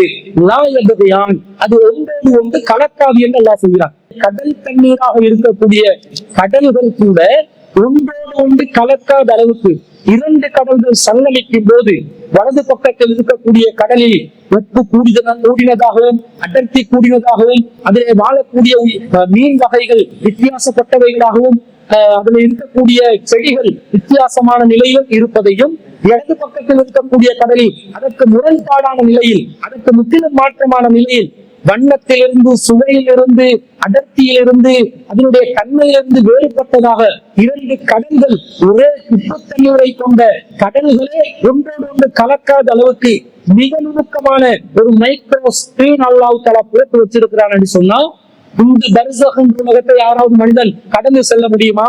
கண்டிப்பாக கடந்து செல்ல முடியாது. அந்த ரூஹுகளுடைய அந்த பர்ஸக், ஆலமுல் பர்ஸக் என்று சொல்லக்கூடிய உலகத்துக்கு அவர்கள் சென்று விடுவார்கள். எனவேதான் நாங்க பேய் பிசாசு கூட இல்லைன்றோம். இஸ்லாத்துல பேய் பிசாசு இருக்குமா? நல்லவர்களாக இருந்தாலும் கெட்டவர்களாக இருந்தாலும் ஆலமுல் பர்ஸக்குடைய உலகத்திலே இருப்பார்கள். கபரிலே அடக்கம் செய்கிறோம், அல்லது முஸ்லிம் அல்லாதவர்கள் தகனம் செய்வார்கள், நெருப்பிலே சுட்டு விடுவார்கள், சாம்பலாக்கி விடுவார்கள். எந்த நிலையில் இருந்தாலும் உடல்தான் மண்ணரிக்கின்றது, உடலுக்கு தான் சாம்பல், உடல்தான் சாம்பலாக மாறுகிறது. அந்த ஆத்மா ஆளுகள் பர்ஸக்குள்ளே செல்லுகிறது. அந்த பர்ஸக்குடைய உலகத்தை பற்றிதான் நபிகள் நாயகம் ஸல்லல்லாஹு அலைஹி வஸல்லம் அவர்கள் அது கபருடைய வாழ்க்கை என்று சொல்கிறார்கள். இது குர்ஆனிலும் அல்லாஹ் தஆலா 40வது அத்தியாயத்துல 45 முதல் 46வது வசனத்துல அல்லாஹ் சொல்கிறான். அவர்கள் செய்த அந்த சூழ்ச்சிகளினுடைய தீங்குகளிலிருந்து அல்லாஹ் மூசா அலைஹிஸ்ஸலாம் அவர்களுடைய இந்த கூட்டத்தாரை காப்பாற்றி ஃபிரௌனுடைய கூட்டத்தாரை, ஆட்களை கடுமையான வேதனையில் அல்லாஹ் வேதனை செய்ய வைத்தான். காலையிலும் மாலையிலும் அவர்கள் நெருப்பிலே எடுத்து காட்டப்படுவார்கள். கியாமத் நாள் வருகின்ற நேரத்தில் ஃபிரௌனுடைய ஆட்கள் கடும் வேதனைக்கு உட்படுத்தப்படுவார்கள். ஃபிரௌனுடைய ஆட்கள் கியாமத் நாளில் கடும் வேதனைக்கு உட்படுத்தப்படுவார்கள். அதற்கு முன்பதாக ஆலமுல் பர்ஸகிலே காலையிலும் மாலையிலும் நெருப்பில் அவர்கள் எடுத்து காட்டப்பட்டு வேதனை செய்யப்படுவதாக அல்லாஹ் திருக்குர்ஆனில் சொல்றார். இந்த பர்ஸகுடைய உலகத்துல தீயவர்களாக இருந்தால் நெருப்பில் காலையிலும் மாலையிலும் வேதனை செய்யப்படுவார்கள். இதற்கு விளக்கமாகத்தான் நபி ஸல்லல்லாஹு அலைஹி வஸல்லம் அவர்கள் கபர் வாழ்க்கையை பற்றி சொல்றாங்க. புகாரியில 1373வது செய்கிறது. காம ரசூலுல்லாஹி ஸல்லல்லாஹு அலைஹி வஸல்லம் கதீபன், ரசூல் ஸல்லல்லாஹு அலைஹி வஸல்லம் குத்பா செய்தவராக நின்றார்கள். ஃபதக்கர ஃபித்னத்தல் கபரி, கபருடைய ஃபித்னாக்களை பற்றி சொன்னார்கள். அல்லதி யஃப்ததினு ஃபீஹல் மர்உ, ஒரு மனிதன் அந்த கபரிலே எத்தகைய சோதனைகளுக்கு முகம் கொடுப்பானோ அந்த சோதனைகளை பற்றி ரசூலுல்லாஹ் பேசினார்கள். ஃபலம்மா ذكر ذلك லஜ்ஜல் முஸ்லிமீன லஜ்ஜா, அந்த விஷயங்களை ரசூலுல்லாஹ் நினைவூட்டியவுடன் முஸ்லிம்கள் கடுமையான முறையில் அச்சத்தால் கதறிவிட்டார்கள். அந்த அளவுக்கு கபர் வேதனை சம்பந்தமாக ரசூல் ஸல்லல்லாஹு அலைஹி வஸல்லம் எச்சரிக்கை செய்தார்கள் என்ற செய்தியை பார்க்கிறோம். இது அஸ்மா பின்த் அபீ பக்கர் ரலியல்லாஹு அன்ஹா அவர்கள் அறிவிக்கிறார்கள். அப்ப ஆலமுல் பர்ஸகிலே தீயவர்களாக இருந்தால் அவர்கள் கபரிலே வேதனை செய்யப்படுகிறார்கள். அவர்களுக்கு எஸ்கேப் ஆகி உலகத்துக்கு வர முடியுமா? பேய்களாக, பிசாசுகளாக வர முடியுமா? வர முடியாது. அவர்கள் அந்த பர்ஸக்குடைய உலகத்துல திரை மறைவுல அடக்கம் செஞ்ச இடத்தை தோண்டி பார்த்தாலும் விளங்காது. கபர்ல என்னதான் நுணுக்கமான கேமரா வச்சாலும் விளங்காது. என்னதான் ஏஐ டெக்னாலஜியை பயன்படுத்தி என்னதான் காட்சிகளை ஏற்படுத்தினாலும் கபருக்குள்ள என்ன நடக்குதுன்றது யாராலும் கண்டுபிடிக்க முடியாது. காரணம், அது பர்ஸக்குடைய உலகத்துக்குள்ள நடக்குது. நாங்க விட்டு அவங்க மண்ணு குழி சவக்குழிக்குள்ள அல்ல, அது வேறொரு ஆன்மீக உலகமாக அது மாறிவிடுகிறது. அதனால இந்த பரிசக்கூடிய நிலையை நாங்க பார்க்கிறோம். இது ரொம்ப நுணுக்கமான, யாராலும் கடந்து ஊடுருவி செல்ல முடியாத ஒரு இடமாக இருப்பதை பார்க்கிறோம். மாணவர்களுக்கு மட்டும்தான் ஊடுருவி செல்லக்கூடிய அந்த தன்மை இருக்கிறது. அதே நேரத்தில் நல்லவர்களாக இருந்தால் அவர்கள் தூங்குவார்கள். சொல்றாங்க, அவங்களுக்கு சொர்க்கத்துல கிடைக்கக்கூடிய இன்பங்கள் சம்பந்தமாக காலையிலும் மாலையும் எடுத்துக்காட்டப்படும். அவங்க கேட்பாங்க, நாங்க இதை குடும்பத்துல சொல்லி வரவா என்று கேட்டோன்னே அல்லாஹ்வின் தூதர் சொல்றாங்க, மலக்குமார்கள் சொல்லுவாங்க, இந்த பூமிக்கு திரும்பி போக முடியாது, நீ தூங்கு, புது மாப்பிள்ளை தூங்குற மாதிரி தூங்கு என்று நல்லவர்கள் அந்த ஆலமுல் பர்ஸகிலே சொர்க்கத்தின் கனவுகள் காலையிலும் மாலையிலும் அதே சொர்க்கத்தின் அவர்களுடைய இருப்பிடத்தை பார்த்தவர்களாகவும் இன்பமான ஒரு உறக்கத்திலும் ஆன்மீக உலகத்தில் கதருடைய வாழ்க்கையில் நீளத்திலும் அகலத்திலும் 70 முழங்கள் விசாலமாக்கப்பட்ட பச்சை பசேர் என்ற ஒரு செழிப்பான ஒரு வாழ்க்கையே நிம்மதியான ஒரு உறக்கத்தில் அவர்கள் இருப்பார்கள் என்ற செய்தியை நாங்கள் ஹதீஸ் கிரந்தங்கள்ல பார்க்கிறோம். இது ஆலமுல் பர்ஸக். அதற்கு பிறகு இந்த ஆலமுல் பர்ஸக் நிலை கியாமத் நாள்ல மறுமையில மக்கள் எழுப்பப்படும் வரைக்கும் தொடரும். எழுப்பப்படும் போது அல்லாஹ் திரும்ப என்ன செய்யணும், ஆலமுல் பர்ஸக்ல இருக்கிற உயிரை எடுத்து மீண்டும் உடலோடு இணைத்து விடுகிறது. அதை பத்தி அல்லாஹ் குர்ஆன்ல சொல்லும்போது 81வது அத்தியாயத்துல 7வது வசனத்துல உயிர்கள் மீண்டும் உடல்களுடன் இணைக்கப்படும் போது சேர்க்கப்படும் போது அல்லாஹ் சொல்கிறார். இது எப்ப நடக்குது? கியாமத் நாள் வரைக்கும். அல்லாஹ் ஏற்கனவே 23வது அத்தியாயத்துல 99வது வசனத்துல வராஹின் பர்ஸகுன் இலா யௌமி யுபஅஸூன், அவர்களுக்கு பின்னாடி ஒரு திரை இருக்கிறது, கியாமத் யுபஅஸூன் மீண்டும் எழுப்பப்படும் நாள் வரைக்கும். எழுப்பப்பட்ட நாள் வரும்போது அந்த ரூஹுகள் அல்லாஹ் எடுத்து மண்ணோடு மண்ணாக மக்கி போன உடலை மீண்டும் வளரச் செய்து அந்த உடலுக்குள்ளே அல்லாஹ் தஆலா இந்த உயிர்களை இணைக்கிறான் என்பதை 81வது அத்தியாயத்துல 7வது வசனத்துல நாங்க பார்க்கிறோம். அதே மாதிரி அல்லாஹ் எப்படியெல்லாம் அந்த இணைப்பை ஏற்படுத்தி எப்படி வளரச் செய்வான் என்று சொன்னா 75வது அத்தியாயத்துல 4வது வசனத்துல அல்லாஹ் சொல்லும், பலா காவே அலா அன் நுஸல்லிய பனானா, அவ்வாறு இல்லை, அவனுடைய விரல் நுனிகளை கூட நாங்கள் சீராக்குவோம்.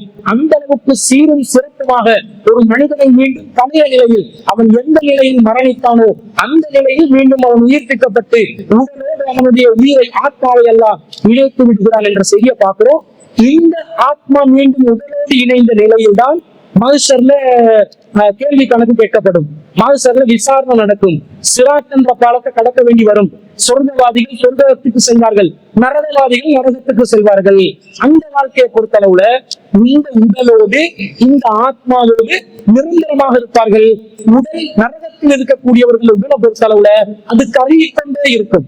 அல்லாஹ் தஆலா அதே குர்ஆன்ல சொல்றாங்க, குல்லமா நஜ்ல ஜுனூதுஹும், அவர்களுடைய தோள்கள் கருகும் போதெல்லாம் பத்தல்நாஹு ஜுனூதன் கைரஹா, புதிய தோள்களை நாங்கள் அதற்கு பகரமாக மாற்றுவோம். அவர்கள் வேதனையை சுவைப்பதற்காக என்று அல்லாஹ் சொல்கிறார். இந்த வேதனையை சுவைக்க வைக்கிறதுக்காக அந்த நரகத்துக்கு செல்லுகின்ற உடல் கருக மீண்டும் மீண்டும் புது தோலெல்லாம் உடலுடைய கட்டமைப்பு இருக்கும், தோல் கருகும், மீண்டும் தோலை மாத்தி அல்லாஹ் தஆலா அந்த உடலை வளர்த்து வைத்துக் கொண்டே வேதனையை அனுபவிக்க வைத்துக் கொண்டே இருப்பான்.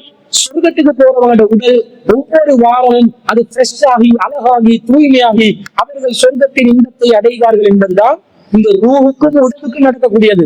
இதுதான் ஆலமுல் அர்வாஹிலிருந்து இந்த துனியாவுடைய வாழ்க்கையிலிருந்து ஆலமுல் பர்ஸகுக்கு சென்று பிறகு மீண்டும் சொர்க்க நரகத்தை அனுபவிக்கக்கூடிய அந்த வாழ்க்கை வரைக்கும் இருக்கக்கூடிய அந்த தொடர் பயணமாக இருப்பதை அந்த சகோதரி கேட்ட கேள்விக்கு பதிலாக நாங்கள் பதிவு செய்து. அடுத்ததாக மட்டக்குழியை சேர்ந்த சகோதரர் சிஃபான் அவர்கள் ஒரு கேள்வி கேட்கிறாங்க. அவர் என்ன கேட்கிறாருன்னா, how to do a wedding engagement, what is அக்குத் என்று கேட்டிருக்கிறார். இங்கிலீஷ்ல கேட்டிருக்கிறார். திருமண நிச்சயதார்த்தம் எப்படி செய்வது, அக்குத் என்றால் என்ன என்று கேட்டிருக்கிறார். அதாவது திருமணம் என்பது ஒரு ஒப்பந்தமாக இஸ்லாமிய மார்க்கம் சொல்கிறது. அல்லாஹ் தஆலா திருக்குர்ஆன்ல 4வது அத்தியாயத்துல 21வது வசனத்துல வஅஹத்ன மின்கும் மீசாக்கன் கலீலா, உங்களிடம் அவர்கள் கடுமையான உடன்படிக்கையை எடுத்திருக்கிறார்கள் என்று அல்லாஹ் தஆலா மனைவிமார்களோடு நாங்கள் ஒரு ஒப்பந்தம் செய்திருப்பதாக இந்த வசனத்துல சொல்றார். அப்ப இன்று அக்குத் என்ற பேர்ல இந்த ஒப்பந்தத்தை மாத்திரம் செய்து கொண்டு அதை சட்ட ரீதியாக பதிவு செய்து கொள்ளாமல் நாங்கள் திருமணத்தை தொடரலாம் என்ற ஒரு கருத்து சமூக மன்றத்தில் நிலவுகிறது. அக்குத் என்பது உண்மையிலே ஒப்பந்தம் தான். மார்க்கத்துல ஒப்பந்தம் செய்து கொண்டாலே திருமணம் செல்லுபடியாகும். 2 சாட்சிகளை ஏற்படுத்தி ஒப்பந்தத்துக்கு சம்பந்தப்பட்ட மணமகனும் மணமகளும் வழியும் இருந்து மகர் பேச்சுவார்த்தை நடத்தி மணமகளுடைய சம்மதத்தோட அந்த திருமணம் நடைபெறுமையானால் அந்த திருமணம் இஸ்லாமிய மார்க்கத்தின் அடிப்படையில் செல்லுபடி ஆகும். ஆனா இது மாத்திரம்தான் திருமணத்துக்கு அவசியமா என்று கேட்டால், தற்போது நடைமுறையில சட்ட ரீதியாக ஒரு திருமணத்திற்கு அங்கீகாரம் பெற வேண்டும் என்றால் அதை பதிவு செய்து கொள்ள வேண்டும் என்று இலங்கை சட்டம் சொல்கிறது.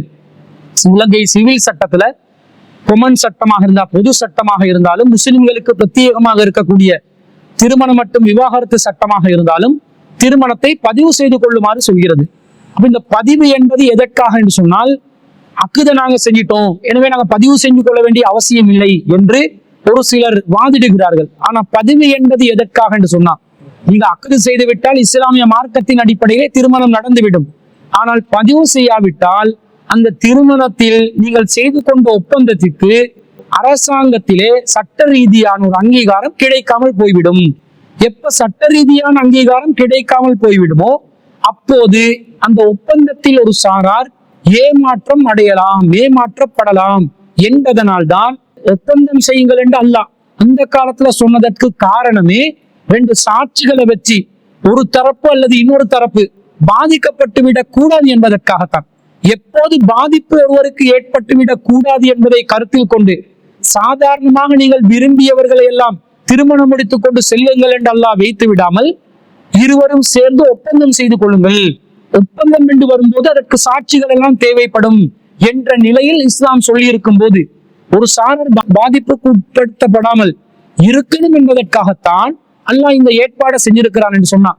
இந்த காலத்துல நாங்க சட்ட ரீதியாக பதிவு செய்தால்தான் அந்த பாதிப்புக்குள்ளாகிற அந்த நிலை ஏற்படாமல் இருக்கும். எனவே அக்குத் என்ற ஒப்பந்தத்தோடு மாத்திரம் இந்த காலத்துல நின்றுவிட முடியாது.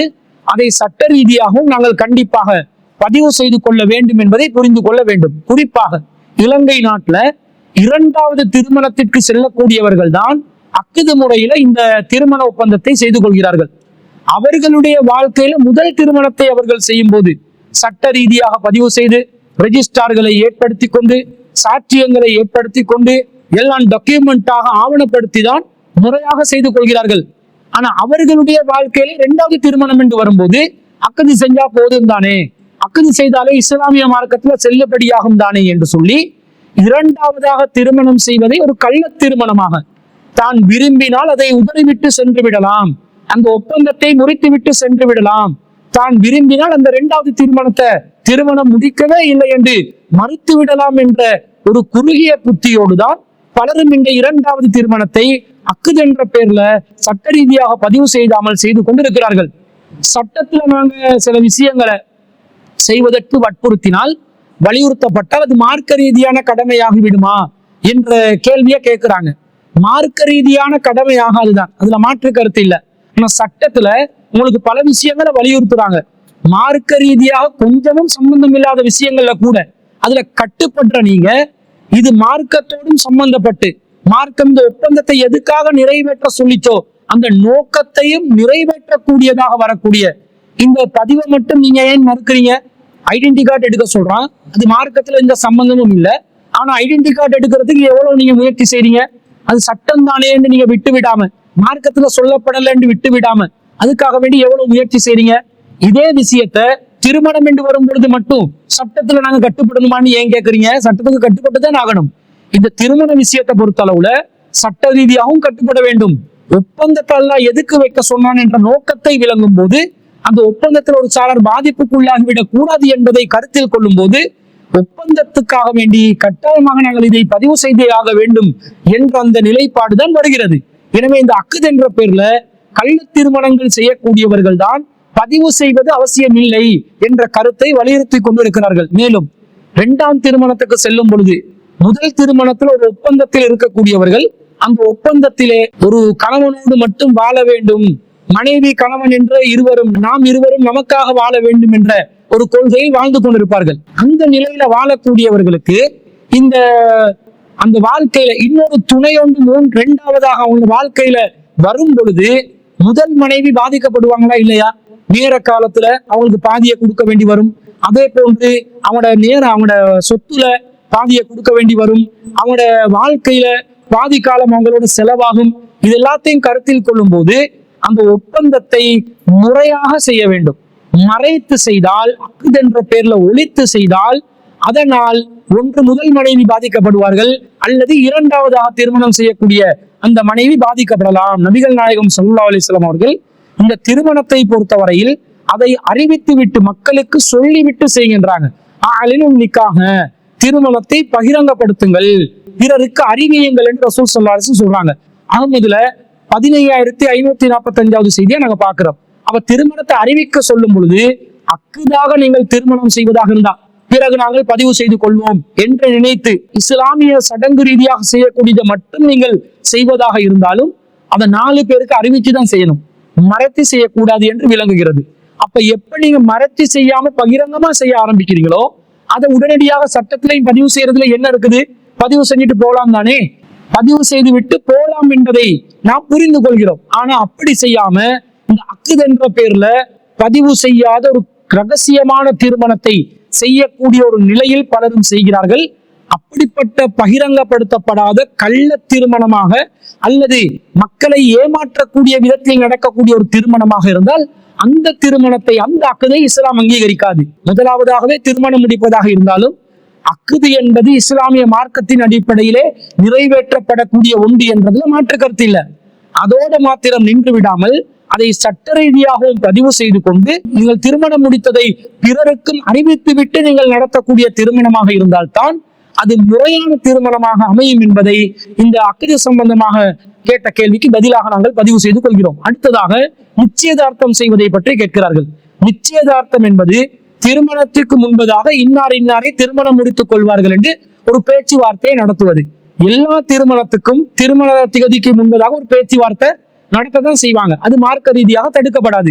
இன்னாரை திருமணம் முடித்துக் கொள்கிறார்கள், இன்னார விரும்புறாங்க, இன்னார விரும்புறாங்க, அந்த திருமணத்துக்கு 2 குடும்பமும் சம்மதம் தெரிவிக்குது என்பது திருமணம் நடத்துவதற்கு முன்பதாக நடத்தக்கூடிய பேச்சுவார்த்தை தான்.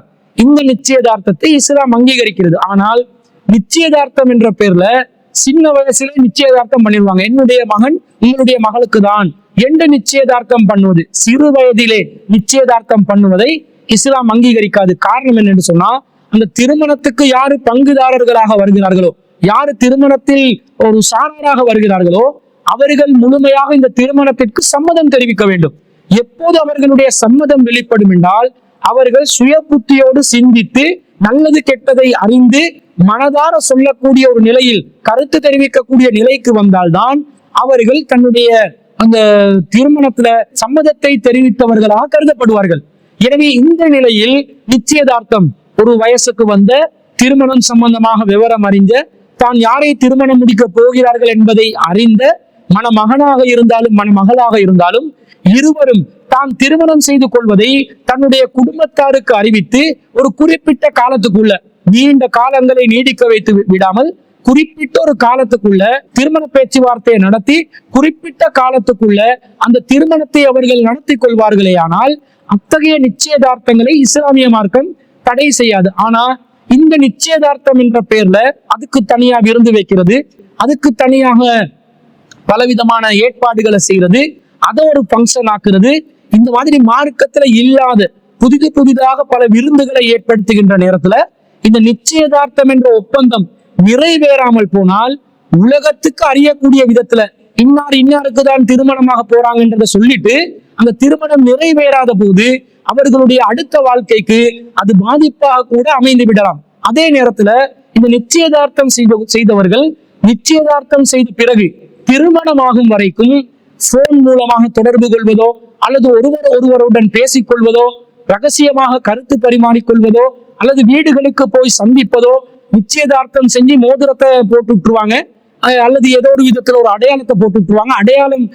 அடையாளம் போடுறோம் என்று கூட கொழும்புல பலரும் பேசுவாங்க. இப்படி அடையாளத்தை போட்டு விட்டோன்னே இவங்க ஹலாலாக்கி விட்டுறாங்க. நீங்க தாராளமா பேசலாம், தனிமையில சந்திக்கலாம், வீட்டுக்கு வந்து ஒரு 1 hour பேசிட்டு போகலாம், 2 பேரும் தனியா ரூம்ல இருந்து பேசலாம் என்ற மாதிரி எல்லாம் வாசலை திறந்து விட்டால் அது அனாச்சாரத்தின் வாசலை திறந்து விட்டதாக ஆகிவிடும். அல்லாஹ் தஆலா குர்ஆன்ல வலா தக்ரபு ஸினா, விபச்சாரத்துக்கு நெருங்காதீர்கள் என்று தடுத்திருக்கிற காரணத்தினால, நிச்சயதார்த்தம் செய்துவிட்ட காரணத்தினாலேயே மணமகளும் மணமகள் ஆகக்கூடியவர்கள், எதிர்காலத்தில் திருமணம் முடிக்கக்கூடியவர்கள், ஆண் பெண்ணாக இருக்கக்கூடியவங்க அந்நியர்களாகத்தான் இருப்பார்கள். அவங்க அந்நியமானவங்க, அவங்க மகரமானவங்க அல்ல, அஜ்னபியானவங்க. மஹ்ரமானவர்கள் அல்லாதவர்கள் ஒரு ஆணும் பெண்ணும் தனித்திருக்க வேண்டாம் என்று ரசூல் ஸல்லல்லாஹு அலைஹி வஸல்லம் அறிவித்திருக்கும் காரணத்தினால நேரடியாக தனித்திருப்பதும் கூடாது, அல்லது ஒரு சமூக ஊடகத்தின் ஊடாக தொலைத்தொடர்பு சாதனங்களின் ஊடாகவும் தனித்திருப்பது கூடாது, கருத்து பரிமாறுவது கூடாது, அவர்களுடைய எண்ணங்களை எண்ண ஓட்டங்களை வெளிப்படுத்திக் கொள்வது கூடாது என்று இஸ்லாம் தடுக்குது. அது பொதுவாக அனைவருக்கும் உள்ள சட்டம் தான். இந்த நிச்சயதார்த்தம் செய்யப்பட்ட நிச்சயிக்கப்பட்டவர்களுக்கும் பொருந்தும் என்பதை நாங்கள் விளங்கிக் கொண்டு நிச்சயதார்த்தம் செய்தால் வெகு விரைவில் திருமணத்துக்கான ஏற்பாடுகளை செய்துவிட வேண்டும், அல்லது இந்த நிச்சயதார்த்தம் பண்ணாமலேயே திருமணத்துக்கு தகுதியான பருவத்தை அடையும் போதே யாரையாவது பேசி திருமணம் முடித்துக் கொள்வதுதான் மிகவும் பொருத்தமானதாக, இறையச்சத்துக்கு நெருக்கமானதாக இருக்கும் என்பதையும் அந்த சகோதரரின் கேள்விக்கு பதிலாக நாங்கள் பதிவு செய்து கொள்கிறோம். திஹாரியை சேர்ந்த இன்னொரு சகோதரி கேள்வி கேட்டிருக்கிறாங்க. முதலாவது இருப்பில் அத்தஹியாத் ஓதுவதுடன் எழ வேண்டுமா அல்லது சலவாத் முடியும் வரை ஓத வேண்டுமா என்று கேட்கிறாங்க. அதாவது 4 ரக்காத்துகளை கொண்ட ஒரு தொழுகையாக இருந்தால் 2 இருப்புகளில் நாங்கள் தஷஹுதில் இருக்க வேண்டும். அதுல முதலாவது இருப்புல அத்தஹியாத்தை மாத்திரம் ஓதினால் போதும் என்ற கருத்தை பரவலாக சுன்னத் வல் ஜமாத்தினர் பரப்பி வருகிறார்கள். ஆனால் இஸ்லாமிய மார்க்கத்துல முதலாவது இருப்புல அத்தஹியாத்தும் சலவாத்தையும் சேர்த்து நாங்க ஓதணுமா அல்லது அத்தஹியாத்தை மட்டும் ஓதினால் போதுமா, 2வது இருப்புல தான் அத்தஹியாத்தும் சலவாத்தும் துஆவும் ஓத வேண்டுமா என்று ஒரு சந்தேகமான சர்ச்சையான ஒரு நிலை முஸ்லிம்கள் மத்தியில் இருக்கிறது. அந்த சந்தேகத்தை தான் இந்த சகோதரி கேட்கிறாங்க. முதலாவது இருப்புல அத்தஹியாத்துல மட்டும் இருந்து எழுப்பினா போதுமா அல்லது அதுலயும் சலவாத் ஓதணுமான்னு கேட்கிறாங்க. இது சம்பந்தமாக வரக்கூடிய ஒரு ஹதீஸ்ல நபி ஸல்லல்லாஹு அலைஹி வஸல்லம் சஹீஹ் புகாரில 1202வது செய்தியில அப்துல்லா இப்னு மஸ்ஊத் ரலியல்லாஹு அன்ஹு அறிவிக்கிறாங்க. சஹாபாக்கள் சொல்றாங்க, கால குன்னா நகூலு தஹியத்து, நாங்க இந்த தஹியத்தை சொல்லி கொண்டிருந்தோம். ஃபிஸ் ஸலாத்தி, ஸலாத்துல நாங்க தொழுகையில தஹியத் சொல்லி கொண்டிருந்தோம். தஹியத் என்று சொன்னா காணிக்கை என்று அர்த்தம். சஹாபாக்கள் சொல்றாங்க, குன்னா நகூலு தஹியத்து ஃபிஸ் ஸலாத்தி வ நுஸல்லி வ யுஸல்லிமு பஅதுனா அலா பஅலின், நாங்கள் தஷஹுதுல தஹியத் சொல்லி கொண்டு இருப்போம், காணிக்கை வைத்துக் கொண்டிருப்போம், அல்லாவை புகழ்ந்து காணிக்கை சொல்லிக் கொண்டிருப்போம். எப்படி காணிக்கை சொல்லுவோம்? வனு சம்மி வயு சல்லிமு பஅலுனா அலா பஅலின், சிலருடைய பெயரை குறிப்பிட்டு சிலர் மீது சிலர் சலாம் கூறிக்கொண்டு இருந்தோம். இதுதான் நம்முடைய தஹியத்தாக இருந்தது, காணிக்கையாக இருந்தது. ஃபஸ்தமிஅஹு ரசூலுல்லாஹி ஸல்லல்லாஹு அலைஹி வஸல்லம், இதை ரசூல் ஸல்லல்லாஹு அலைஹி வஸல்லம் அவர்கள் செய்மடுத்தார்கள். ஃபகால, ரசூலுல்லாஹ் சொன்னாங்க, கூலு அத்தஹியாத்து லில்லாஹி வஸ்ஸலவாத்து வத்தய்யிபாத்து, நீங்க தஹியத் என்பது இந்த காணிக்கை என்பது அல்லாஹ்வுக்கே உரியது, வஸ்ஸலவாத் அருளும் அல்லாஹ்வுக்கே உரியது, வத்தய்யிபாத் நன்மைகளும் அல்லாஹ்வுக்கே உரியது. அஸ்ஸலாமு அலைக அய்யுஹன் நபி வ ரஹ்மத்துல்லாஹி வ பரகாத்து, நபியே உங்கள் மீது சலாம் உண்டாகட்டும், அல்லாஹ்வுடைய அருளும் பரக்கத்தும் உங்களுக்கு கிடைக்கட்டும். அஸ்ஸலாமு அலைனா வ அலா இபாதில்லாஹி ஸாலிஹீன், அல்லாஹ்வின் நல்லடியார்களான சாலிஹான நல்லடியார்கள் மீதும் அல்லாஹ்வின் சலாம் உண்டாகட்டும்.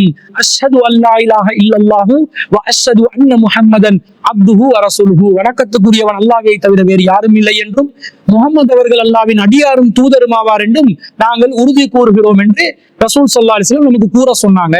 இப்படி நாங்கள் சொன்னால் ஃபஇன்னகும் இதா ஃபஅல்தும், இப்படி நீங்கள் செய்வீர்களேயானால், வாலிக இதை நீங்கள் இப்படி செய்வீர்களேயானால், ஃபக்கத் சல்லம்தும் அலா குல்லி அப்தின் லில்லாஹி ஸாலிஹின் ஃபிஸ் ஸமாஇ வல் அர்லி, வானங்களிலும் பூமியில் உள்ள அல்லாஹ்வின் அனைத்து அடியார்களுக்கும் நீங்கள் சலாம் சொன்னதாக ஆகிவிடும் என்று நபி ஸல்லல்லாஹு அலைஹி வஸல்லம் சொல்றாங்க. அப்ப இதுதான் அத்தஹியாத் நாங்க ஓத வேண்டியது. தஷஹுதில் ஏற்கனவே சஹாபாக்கள் வேறு விதமா செஞ்சாங்க, ரசூலை இப்படி நீங்க தஹியத் சொல்லணும் என்று சொல்லி கொடுக்குறாங்க. அடுத்ததாக இந்த தஹியத் சம்பந்தமாக சஹாபாக்கள் பிறகு விளங்கி கொண்டு நடைமுறைப்படுத்துறாங்க.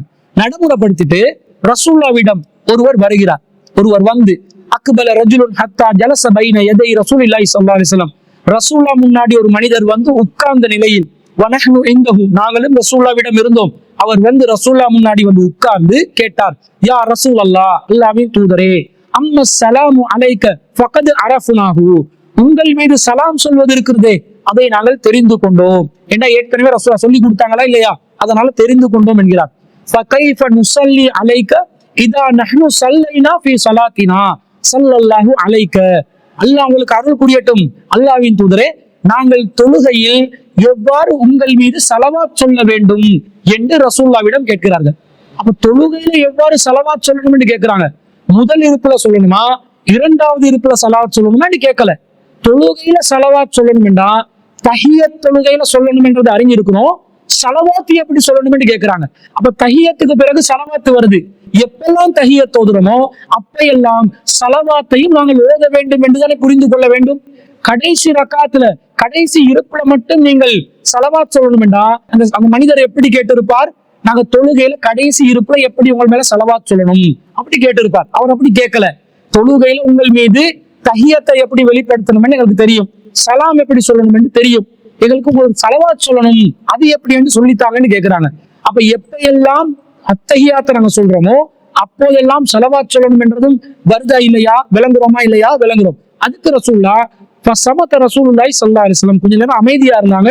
அத்தா அஹ்பப்னா அன்ன ரஜுல லம் யஸ்அல்ஹு, இத ரசூலா கேட்காம இருக்கறிச்சே என்று நாங்க நினைக்கிற அளவுக்கு ரசூலா அமைதியாக இருந்துவிட்டு ஃபகால இதா அன்தும் ஸல்லைத்தும் அலைய, நீங்கள் என் மீது ஸலவாத் சொல்வதாக இருந்தா ஃபகூலு நீங்க சொல்லுங்க அல்லாஹும்ம ஸல்லி அலா முஹம்மதின் நபியில் உம்மி வஅலா ஆலி முஹம்மதின் கமா ஸல்லைது அலா இப்ராஹீம வஅலா ஆலி இப்ராஹீம வபாரிக் அலா முஹம்மதின் நபியில் உம்மிஹி கமா பாரக்த அலா இப்ராஹீம வஅலா ஆலி இப்ராஹீம இன்னக ஹமீதும் மஜீத் என்ற இந்த சலவாத்தை நீங்கள் ஓதுங்கள் என்று ரசூலுல்லாஹ் சொல்லி தந்தாங்கன்ற செய்தியை நாங்க அஹ்மதுல 16455வது செய்தியா பாக்குறோம். அப்ப இந்த செய்தியில இருந்து என்ன விளங்குறோம்டா, ரசூலுல்லாஹ் மீது சலாம் சொல்றது எப்படி என்று தெரியுது சஹாபாக்களுக்கு, சலவாத் சொல்றது எப்படின்னு கேட்கிறாங்க.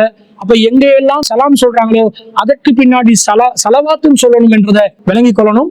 எனவே முதல் இருப்புல நாங்க தஷஹூதுல அத்தஹியாத் ஓதும் போது ரசூலுல்லாஹ் மீது சலாம் சொல்றோம். எனவே அதற்கு பிறகும் நாங்கள் சலவாத் ஓதிக் கொள்ள வேண்டும். இரண்டாவது இருப்புல நாங்க தஹியத் சொல்றோம், ரசூலுல்லாஹ் மீது சலாம் சொல்றோம். எனவே அதற்கு பிறகும் நாங்கள் சலவாத் சொல்லிக் கொள்ள வேண்டும் ரசூலுல்லாஹ் மீது. அதற்கு பிறகு நாங்க வேண்டியதை விரும்பினதை கேட்டுக்கொள்ளலாம் என்ற செய்தியை நாங்க பார்க்கிறோம். எனவே இரண்டு இருப்புகளிலும் அத்தஹியாத்தும் ஓத வேண்டும், சலவாத்தும் ஓத வேண்டும் என்பதுதான் அந்த சகோதரி கேட்ட கேள்விக்கு பதிலாக நாங்கள் பதிவு செய்து கொள்கிறோம். அடுத்த கேள்வி ஒரு சகோதரன் கேட்கிறார். அவர் இங்கிலீஷ்ல தான் கேட்டிருக்கிறார். I would like to ask about the permissibility of dining at non-Muslim hotels or restaurants according to the Quran and Sunnah.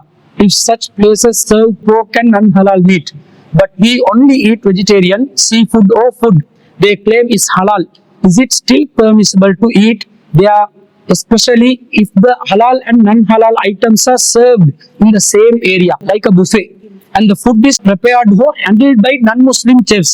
Also, if we are not sure who slaughtered the meat labeled as halal, is it still allowed to consume it? I am seeking clarity on where it's acceptable to eat in such places where pork is served and the halal status of meat is doubtful என்று கேட்கிறார். என்ன கேட்கிறாருன்னா, முஸ்லிம் அல்லாதவர்கள்ட்ட ஹோட்டல்ல சாப்பிடலாமா? அவங்க buffet போன்ற ஒரு ஏற்பாடு செய்யற நேரத்துல ஹலாலான உணவுகளும் வச்சிருப்பாங்க, ஹராமான உணவுகளும் வச்சிருப்பாங்க. அந்த இடத்துல பன்றியின் இறைச்சியும் வச்சிருப்பாங்க. நாங்க வெஜிடேரியனாக சீ ஃபுட்டோ அல்லது மீன் வகைகளை சேர்ந்த சாப்பாடுகளை மட்டும் எடுத்து சாப்பிடலாம். ஆனா அந்த இடத்துல பன்றியின் இறைச்சி பரிமாறப்படுது, ஹராமான உணவும் பரிமாறப்படுது. இந்த நிலையில நாங்க வெஜிடேரியன் ஃபுட்டுகளை அல்லது சீ ஃபுட்டை சாப்பிடுறது மட்டும் கூடுமா? அடுத்தது, அங்க ஹலால் என்று ஹோட்டல்ல சொல்றாங்க, யார் அறுத்தான்ன்றதை நாங்க பார்க்கல. இப்படி யார் அறுத்தான்னு பார்க்காத நிலையில, சந்தேகத்துக்குரிய நிலையில அவங்க ஹலால் என்றதை சொல்லி நாங்க சாப்பிடலாமா அல்லது தவிர்த்து கொள்ள வேண்டுமா? செஃப்பா இருக்கக்கூடியவர் கூட முஸ்லிம் அல்லாதவராக கூட இருக்கலாம். எனவே எங்களுக்கு சந்தேகம் நீடிக்குது, எனவே இதுல சாப்பிடலாமான்னு தான் அந்த சகோதரர் கேள்வி கேட்கிறார். பொதுவாக முஸ்லிம் அல்லாதவர்கள்ட்ட ஹோட்டல்கள்ல சாப்பிடக்கூடாது என்று அல்லாவும் அல்லாவுடைய ரசூலும் சொல்லல. ஹோட்டல் என்ற வார்த்தையை சொல்லாவிட்டாலும் நீங்க முஸ்லிம் அல்லாதவர்கள்ட்ட வீடுகளில் சாப்பிடாதீர்கள், முஸ்லிம் அல்லாத சகோதரர்களோடு சேர்ந்து சாப்பிடாதீங்க என்ற மாதிரி குர்ஆன் ஹதீஸ்ல நேரடியாக தடுத்த எந்த ஒரு ஆதாரமும் இல்லை.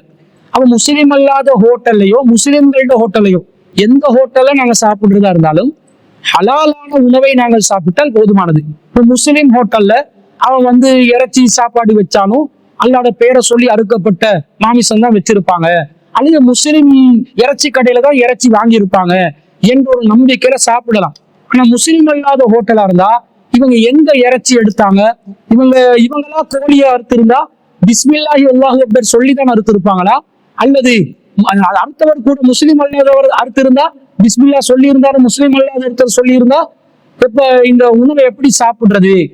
அடுத்தது பன்றி இறைச்சி அங்க சமைச்சிருந்தா ஹலாலான உணவை கூட சாப்பிடுறதுக்கு எங்களுக்கு ஒரு மனசுக்கு நெருடல் ஏற்படுது என்ற அடிப்படையில் தான் அவர்கிட்ட கேள்வி அமைஞ்சிருக்குது. அன்பிற்குரிய சகோதரர்களே, முதலாவதாக ஹலாலான உணவு ஒரு இடத்துல இருக்கும் என்று எங்களுக்கு உறுதியாகப்பட்டால், முஸ்லிம் அல்லாத ஹோட்டல் என்றே வச்சு கொண்டாலும் அங்க சீ ஃபுட் வச்சிருக்கிறாங்க. சீ ஃபுட்டை பொறுத்த அளவுல மீன் வகைகளை சேர்ந்த கடல் உயிரினங்களை சேர்ந்த ஒரு உணவாகத்தான் அது இருக்கும். அது அறுக்கப்படணும் என்ற தேவையில்லை. அதனால தாராளமாக சாப்பிடலாம். அது முஸ்லிம் ஹோட்டல்லையும் சாப்பிடலாம், முஸ்லிம் அல்லாத ஹோட்டல்லையும் சாப்பிடலாம். பன்றி இறைச்சி அங்க சமைக்கப்பட்டிருந்தால், இப்ப அந்த பன்றி இறைச்சி சமைச்ச அந்த பாத்திரங்களையே பயன்படுத்தி இந்த சீ ஃபுட்டையும் தயாரித்திருந்தால் என்ன செய்வது என்ற ஒரு சந்தேகம் வருது. பொதுவாக இந்த பாத்திரங்கள் சம்பந்தமாக உள்ள சட்டம் என்னன்றதை நாங்க விளங்கிக் கொள்ளணும். நபிகள் நாயகம் ஸல்லல்லாஹு அலைஹி வஸல்லம் காலத்துல சஹாபாக்கள் இது சம்பந்தமாக ரசூலுல்லாஹ் கிட்ட கேட்கிறாங்க. என்ன கேட்கிறாங்கன்னு சொன்னா, இந்த செய்தியை அபூ ஸஅத் அல் ஹுஸனி என்று சொல்லக்கூடிய நபி தோழர் அறிவிக்கிறார். அவர் கேட்கிறார், கால குல்து யா நபி அல்லாஹ், அல்லாஹ்வின் நபி அவர்களே, இன்னா பி அர்லி கௌமின் அஹ்லில் கிதாப், நாங்கள் வேதக்காரர்களுடைய பூமியில் வசித்து வருகிறோம். அப்ப நஅகுலு ஃபீ ஆனியத்திஹிம் வபில் அர்லி ஸைதின், நாங்கள் அவர்களுடைய பாத்திரங்களில் சாப்பிடலாமா? நாங்களோ வேட்டையாடும் ஒரு பூமி பகுதியில் தான் வாழ்ந்து வருகிறோம். அசீது பி கௌசி, நான் என்னுடைய வில்லிலும், வபி கல்பில்லதி லைஸ பி முஅல்லமின், பயிற்சி அளிக்கப்படாத நாய்கள் மூலமும், வபி கல்பில் முஅல்லமி, பயிற்சி அளிக்கப்பட்ட நாய்கள் மூலமும் வேட்டையாடுகிறேன். ஃபமா யஸ்லுஹு லி, இது எனக்கு அனுமதிக்கப்படுமா? எது எனக்கு அனுமதிக்கப்படும் என்று ரசூலுல்லாஹ் கிட்ட கேட்கிறாங்க. கேட்கும்போது ரசூலுல்லாஹ் சொல்றாங்க, அம்மா மா ஸக்கர்த மின் அஹ்லில் கிதாப், நீ வேதக்காரர்களுடைய பகுதியில் இருப்பதாக குறிப்பிடுகிறாய். ஃபைன் வஜத்தும் கைரஹா, நீங்க அந்த வேதக்காரர்களுடைய பகுதியில அவர்களுடைய பாத்திரம் அல்லாத வேற பாத்திரங்கள் கிடைத்து விட்டால், ஃபலா தஅகுலு ஃபீஹா, அவர்களுடைய பாத்திரங்களில் நீங்கள் சாப்பிடாதீர்கள். வஇல்லம் தஜிது ஃபக்ஸிலுஹா வகுலு ஃபீஹா, உங்களுக்கு வேற பாத்திரங்கள் கிடைக்காத நேரத்தில் வேதக்காரர்களுடைய பாத்திரங்களே மாத்திரம்தான் இருக்கும் என்றால் அதை கழுவி விட்டு உண்ணுங்கள் என்று நபி ஸல்லல்லாஹு அலைஹி வஸல்லம் அவங்க சொன்னதாக வருகிறது. அதே போன்று அந்த வேட்டையாடும் விஷயத்திலே ரசூலுல்லாஹ் ஒரு சட்டத்தை சொல்லி கொடுக்குறாங்க. வமா சித்த பி கௌசிக ஃபஸக்கர்த இஸ்மல்லாஹி ஃபகுல், உன்னுடைய வில்லின் மூலமாக நீ வேட்டையாடி அல்லாஹ்வின் பெயரை சொல்லி நீ வேட்டையாடிய பிராணியை நீ உண்டு கொள். வமா சித்த பி கல்பிகல் முஅல்லிமி, நீ பயிற்சி அளிக்கப்பட்ட நாயின் மூலம் ஃபஸக்கர்த இஸ்மல்லாஹி ஃபகுல், நீ அல்லாஹ்வின் பெயர் சொல்லி அந்த நாயை அனுப்பியிருந்தால் அதையும் உனக்கு ஹலால், சாப்பிடலாம்.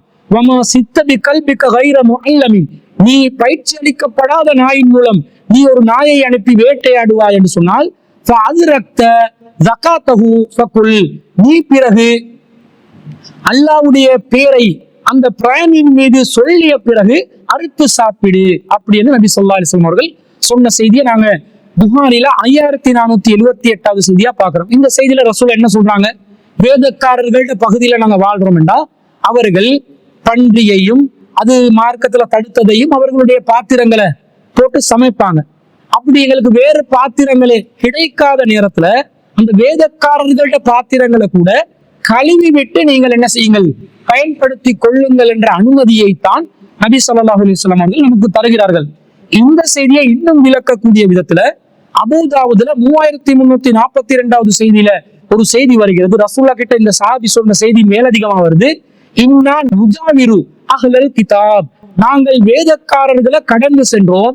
வஹும் யத்பஹூன ஃபீ குதூரிஹிமுல் ஹின்ஸீர வயஸ்ரபூன ஃபீ ஆனியத்திஹிமில் ஹம்ர, அவர்கள் தங்களுடைய பாத்திரத்தில் பன்றியின் இறைச்சியை சமைக்கிறார்கள். வயஸ்ரபூன ஃபீ ஆனியத்திஹிமுல் ஹம்ர, அவர்களுடைய பாத்திரங்களில் மதுவை அருந்துகிறார்கள். வகால ரசூலுல்லாஹி ஸல்லல்லாஹு அலைஹி வஸல்லம், ரசூலுல்லாஹ் இதுக்கு என்ன பதில் சொன்னார்கள் என்றா, இன் வஜத்தும் கைரஹா, உங்களுக்கு இது அல்லாது வேறு பாத்திரங்கள் கிடைத்தால் ஃபகுலு ஃபீஹா, வேறு பாத்திரங்களை பயன்படுத்தி கொண்டு நீங்கள் அதன் மூலம் உண்ணுங்கள். வஷ்ரபு, அதன் மூலம் பருகுங்கள். வஇல்லம் தஜிது கைரஹா, இது அல்லாது வேறு பாத்திரங்களே உங்களுக்கு கிடைக்காவிட்டால் ஃபர்ஹசுஹா பில் மாஇ, அதை தண்ணீரின் மூலம் கழுவிக் கொள்ளுங்கள். வகுலு வஷ்ரபு, அதன் மூலம் உண்ணுங்கள், பருகுங்கள். அந்த பாத்திரங்களை பயன்படுத்தி உண்ணுங்கள், பருகுங்கள் என்று நபி ஸல்லல்லாஹு அலைஹி வஸல்லம் அனுமதியை தர்றாங்க. அப்ப பன்றி இறைச்சியை சமைச்ச பாத்திரமாக இருந்தாலும் வேறு பாத்திரங்கள் கிடைக்காத நேரத்துல ரசூலுல்லாஹ் என்ன சொல்றாங்க? அந்த பாத்திரங்களை கழுவி விட்டு பயன்படுத்துங்கள். நாங்க ஒரு முஸ்லீம் அல்லாத ஹோட்டலுக்கு போறோம், புஃபே ஒன்றுல அவங்க தனியாக பன்றி இறைச்சியை சமைச்ச பாத்திரத்தை வச்சிருந்து நமக்கு தனியாக பிரத்யேகமாக வேறு பாத்திரங்களை வச்சிருந்தா நாங்க தாராளமாக இந்த பாத்திரங்கள்ல இருந்து உணவை சாப்பிடலாமா இல்லையா? அந்த பாத்திரங்களை பயன்படுத்தி உணவை சாப்பிடலாமா இல்லையா? பன்றியின் இறைச்சை அந்த மாமிசத்தை சமைத்த பாத்திரமாக இருந்தாலும் அதை அப்புறப்படுத்தி கழுவி விட்டு நன்றாக கழுவி விட்டு வேறு பாத்திரங்கள் இல்லாத ஒரு நிலை ஏற்பட்டால் அந்த பன்றியின் இறைச்சியை சமைத்த பாத்திரங்களை கூட நன்றாக கழுவி விட்டு பயன்படுத்தலாம் என்று ரசூல் ஸல்லல்லாஹு அலைஹி வஸல்லம் நமக்கு அனுமதியை தாராங்க. அப்ப நீங்க ஒரு முஸ்லிம் அல்லாத ஹோட்டலுக்கு போறீங்க, அவங்க கிட்ட நீங்க விசாரிக்கலாம், நீங்க மாமிசம் வச்சிருக்கிறீங்களே, என்ன மாமிசம் வச்சிருக்கிறீங்க, ஹலாலான மாமிசமா, முஸ்லிம்களுடைய கடையில தான் இந்த மாமிசம் வாங்கினீங்களா என்று நீங்க விசாரிக்கலாம். அது நம்முடைய உரிமை, நம்முடைய ரைட்டு. ஏன்னா முஸ்லிம் அல்லாதவர்கள் கூட முஸ்லிம் ஹோட்டலுக்கு சாப்பிடும் போது இறைச்சி சமைக்கிறீங்களா, மாட்டிறைச்சி விற்க இருக்கிறீங்களா, மாட்டிறைச்சி பயன்படுத்தின பாத்திரம் இருக்குதுன்றது அவங்களும் பார்ப்பாங்க. ஏன்னா அவங்களோட மார்க்கத்துல மாட்டிறைச்சியோட தொடர்பு ஓடுறது அது பாவமாக கருதுவார்கள். இந்துக்கள் அதை தெய்வமாக கருதுவார்கள், மாட்டை கடவுளாக பார்ப்பார்கள், கடவுள் அந்தஸ்தில் பார்ப்பார்கள். அவர்கள் மாட்டை சமைத்து சாப்பிடுவதை விரும்ப மாட்டார்கள். அவங்க கூட கேட்டு இது மாமிசம் உணவு பயன்படுத்துற ஹோட்டலா என்று விசாரிக்கிறாங்களா இல்லையா? அதே மாதிரி முஸ்லிம்களுக்கும் இந்த நீங்க பயன்படுத்துற இறைச்சி அது நம்முடைய உணவு, நம்முடைய உரிமை. உணவு என்பது நம்முடைய உரிமை. உயிர் வாழ்வதற்கு நாம் எதை உட்கொள்ள வேண்டும் என்று நான் தான் தீர்மானிக்க வேண்டும். அது என்னுடைய மத ரீதியாக, என்னுடைய சம்பிரதாயம் ரீதியாக, என்னுடைய கலாச்சார ரீதியாக எனக்கு பயிற்றுவிக்கப்பட்ட ஒன்றாக இருக்கலாம். ஆனால் அது என்னுடைய ஃபண்டமெண்டல் ரைட்டாக இருப்பதனால், அடிப்படை மனித உரிமையாக இருப்பதனால், ஒரு ஹியூமன் ரைட்டாக இருப்பதனால், ஒரு மனித உரிமையாக இருப்பதனால நான் தாராளமாக விசாரித்து விட்டு சாப்பிடலாம். முஸ்லிம் அல்லாத ஹோட்டல்கள் பெரும்பாலும் முஸ்லிம் மாமிச வியாபாரிகளிடமிருந்துதான் மாமிசங்களை கொள்வனவு செய்வார்கள். அவர்களிடம் அதை விசாரித்து விட்டு நாங்கள் சாப்பிடலாம். அதற்கு அவர்கள் பதில் சொல்ல தயங்கினால், பதில் சொல்வதற்கு மறுத்தால், சந்தேகத்துக்குரிய ஒரு நிலை ஏற்படும் போது தாராளமாக நாங்கள் அந்த இடத்திலிருந்து நாங்கள் ஒதுங்கி செல்லலாம். ஏனென்றால் நாங்கள் காசு கொடுத்து தான் சாப்பிடணும், அன்னதானம் யாரும் கொடுக்கவில்லை. கடைகளுக்கு சென்று நாங்கள் காசு கொடுத்து சாப்பிடுவதனால அந்த உணவு சம்பந்தப்பட்ட முழு விவரத்தை அறியும் உரிமை சட்ட ரீதியாகவும் நாங்கள் பெற்று இருப்பதனால அதை விசாரிக்கும் உரிமையை படைத்திருக்கிறோம்.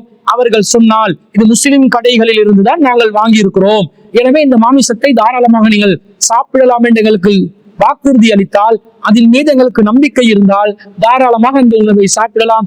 ஏற்கனவே அவங்க பன்றி இறைச்ச பயன்படுத்தி இருக்கிறாங்க என்ற காரணத்தினால நாங்கள் ஒதுங்க வேண்டி வராது. ஏனென்றால் பொதுவாக மது பரிமாறக்கூடிய ஒரு சபையில் தான் நபி ஸல்லல்லாஹு அலைஹி வஸல்லம் விருந்துக்கு கலந்து கொள்ள வேணாண்டாங்க. மது பரிமாற்றப்படாத ஏனைய இடங்களாக இருந்தால், இந்த ஹதீஸ்ல ஏற்கனவே சொன்ன ஹதீஸ்ல கூட பன்றியின் இறைச்சி சமைச்ச பாத்திரங்கள் எங்களுக்கு கிடைச்சா வேறு வழியே இல்லாட்டி அதை கழுவிட்டே ரசூலுல்லாஹ் பயன்படுத்த சொன்னதுனால அது மார்க்க ரீதியாக தடுக்கப்பட்ட ஒரு காரியமாகாது.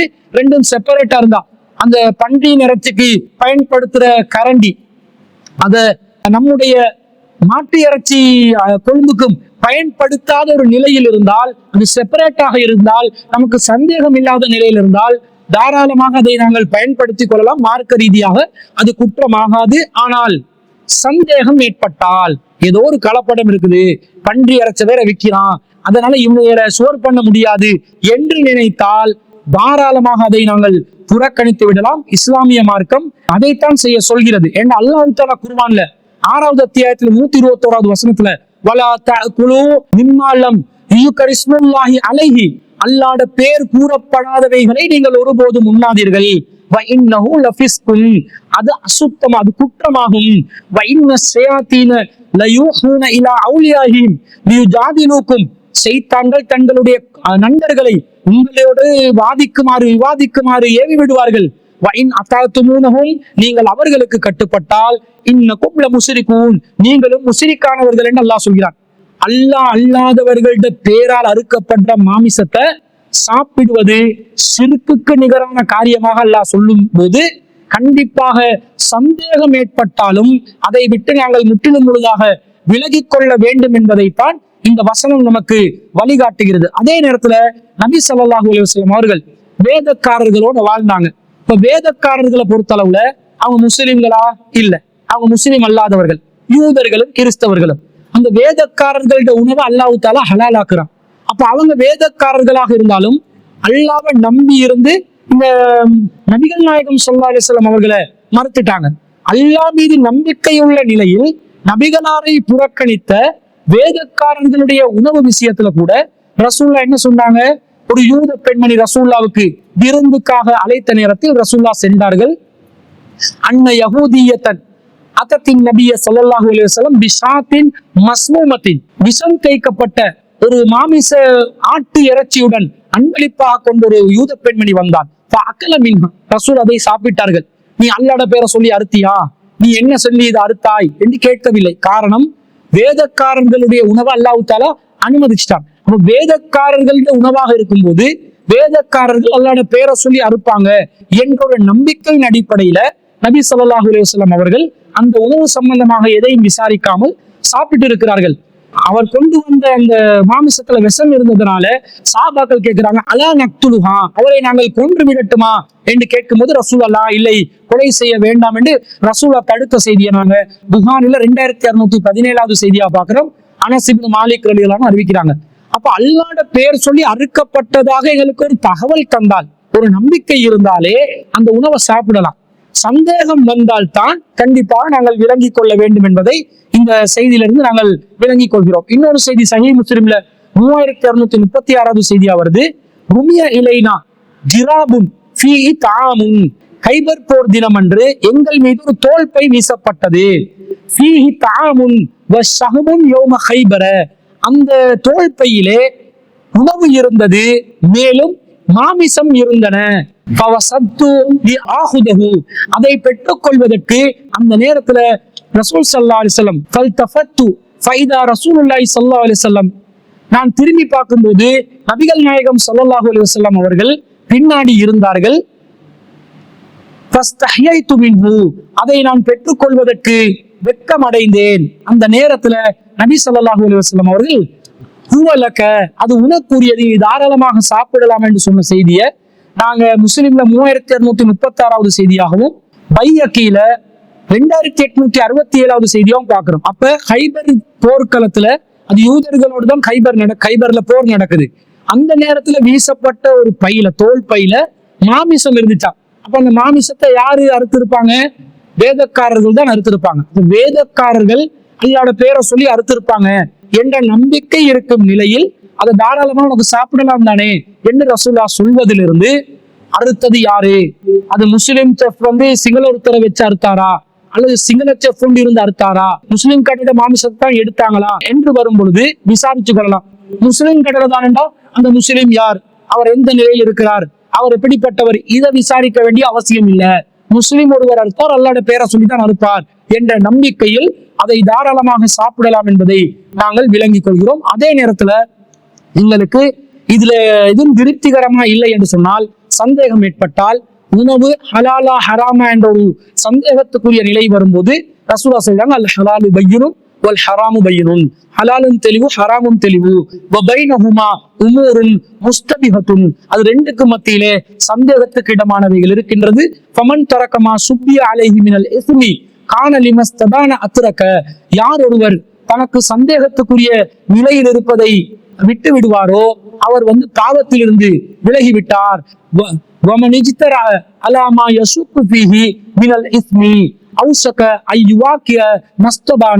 யார் ஒருவர் சந்தேகத்துக்குரிய நிலையில் இருப்பதை தொடர்ந்து எடுத்துக்கொள்வாரோ அவர் பாவத்தின் வாசலை விரித்துக் கொண்டார், அவர் பாவத்திலே சிக்கிக் கொண்டார் என்று நபி ஸல்லல்லாஹு அலைஹி வஸல்லம் அவங்க சொன்ன செய்தியை நாங்க புகாரில 2051வது செய்தியா பார்க்கிறோம். எனவே அது சந்தேகத்துக்குரிய நிலை இருந்தா வெளியே வந்துடலாம். அது அல்லாத நிலையில், முஸ்லிம் அல்லாத ஹோட்டல் என்றது நமக்கு பிரச்சனை இல்லை.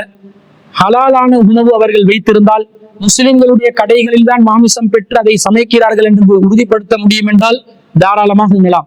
பன்றி இறைச்சியை அவர்கள் சமைத்திருக்கிறார்கள் என்றால் இது தனியாகவும் அது தனியாகவும் சமைத்திருக்கிறார்களா என்று நாங்கள் விசாரித்துக் கொள்ளலாம். ஏண்டா இது சாதாரண ஒரு ஹோட்டல் விஷயத்துல நாங்க அலட்சியம் செஞ்சு வேறொரு ஹோட்டலுக்கு போயிடுவோம். இதே நாங்க 5 ஸ்டார் 7 ஸ்டார் ஹோட்டலா இருந்தா அந்த நேரத்துல தர்ம சங்கடத்துக்கு உள்ளாகுவோம். ஏன்னா வேற ஹோட்டலுக்கு மாற முடியாது, நாடி வந்துட்டோம், வேற ஹோட்டலுக்கு மாற முடியாத நிலை வந்துடும். அந்த நேரத்துல அந்த கிச்சனை நாடி அல்லது செஃப்பை நாடி அல்லது அந்த உள்ள நிர்வாகத்தை நாடி, பன்றி இறைச்ச இப்படி தனியா சமைச்சிருக்கிறீங்களா கலந்து சமைச்சிருக்கிறாங்க விசாரித்து தனியாக சமைத்திருந்தால் அதை நீங்கள் தாராளமாக இந்த பாத்திரங்களை பயன்படுத்திக் கொள்ளலாம் என்றது. அந்த பாத்திரங்கள் மூலம் உண்ணுவதை, பன்றி இறைச்சி சமைக்காத பாத்திரங்கள் மூலம் உண்ணுவதை தாராளமாக செய்து கொள்ளலாம் என்பதும், வேறு வழியே இல்லை அந்த பாத்திரங்களை தான் பயன்படுத்த வேண்டி இருக்குதுன்னு சொன்னா பன்றி இறைச்சி பயன்படுத்தின பாத்திரமா இருந்தாலும் கழுவி விட்டு அதை பயன்படுத்திக் கொள்ளலாம் என்று ரசூலுல்லாஹ் அனுமதி தந்திருக்கிறாங்க. அதே நேரத்துல அவன் அல்லாஹ்ட பேரை சொல்லி அறுத்தானா இல்லையான்றதை உறுதிப்படுத்திக் கொள்ளணும். அவங்க கிட்ட கேட்டு ஒரு செய்தியை சொன்னா, முஸ்லிம் கடையில இருந்த மாமிசத்தை எடுத்திருக்கிறோம் என்ற செய்தியை சொன்னாலே அது முஸ்லிம் ஒருவர் அல்லாஹ்ட பேரை சொல்லி அறுத்திருப்பார் என்ற செய்தியே நமக்கு போதுமானதாக இருக்கும். அது அல்லாத நிலையில அல்லாஹ் அல்லாதவர்களுடைய பேர்ல அறுக்கப்பட்ட உணவா இருந்தா கண்டிப்பா அது பாவமான காரியம், அதை செய்யக்கூடாது, சிறுக்கு நிகரான காரியம். சந்தேகத்துக்கு இடமானதாக இருந்தாலும் அதனை விட்டு நாங்கள் விலகிச் செல்ல வேண்டும் என்பதுதான் அந்த சகோதரர் கேட்ட கேள்விக்கு நாங்கள் பதிலாக பதிவு செய்து கொண்டு இந்த வாரத்திற்கான கேள்விகள் அனைத்துக்கும் பதில் தந்திருக்கிறோம். இன்ஷா அல்லாஹ் இன்னும் பல கேள்விகள் நிலுவையில் இருக்கின்றன. அவற்றுக்கான பதில்களை இன்ஷா அல்லாஹ் குர்ஆன் சுன்னா ஒளியில் அடுத்தடுத்த வாரங்களில் நாங்கள் உங்களுக்கு பதிலளிப்பதற்கு தயாராக இருக்கிறோம் என்பதை கூறிக்கொண்டு விடைபெறுகிறேன். வாஹிரு தஅவானா அல்ஹம்துலில்லாஹி ரப்பில் ஆலமீன்.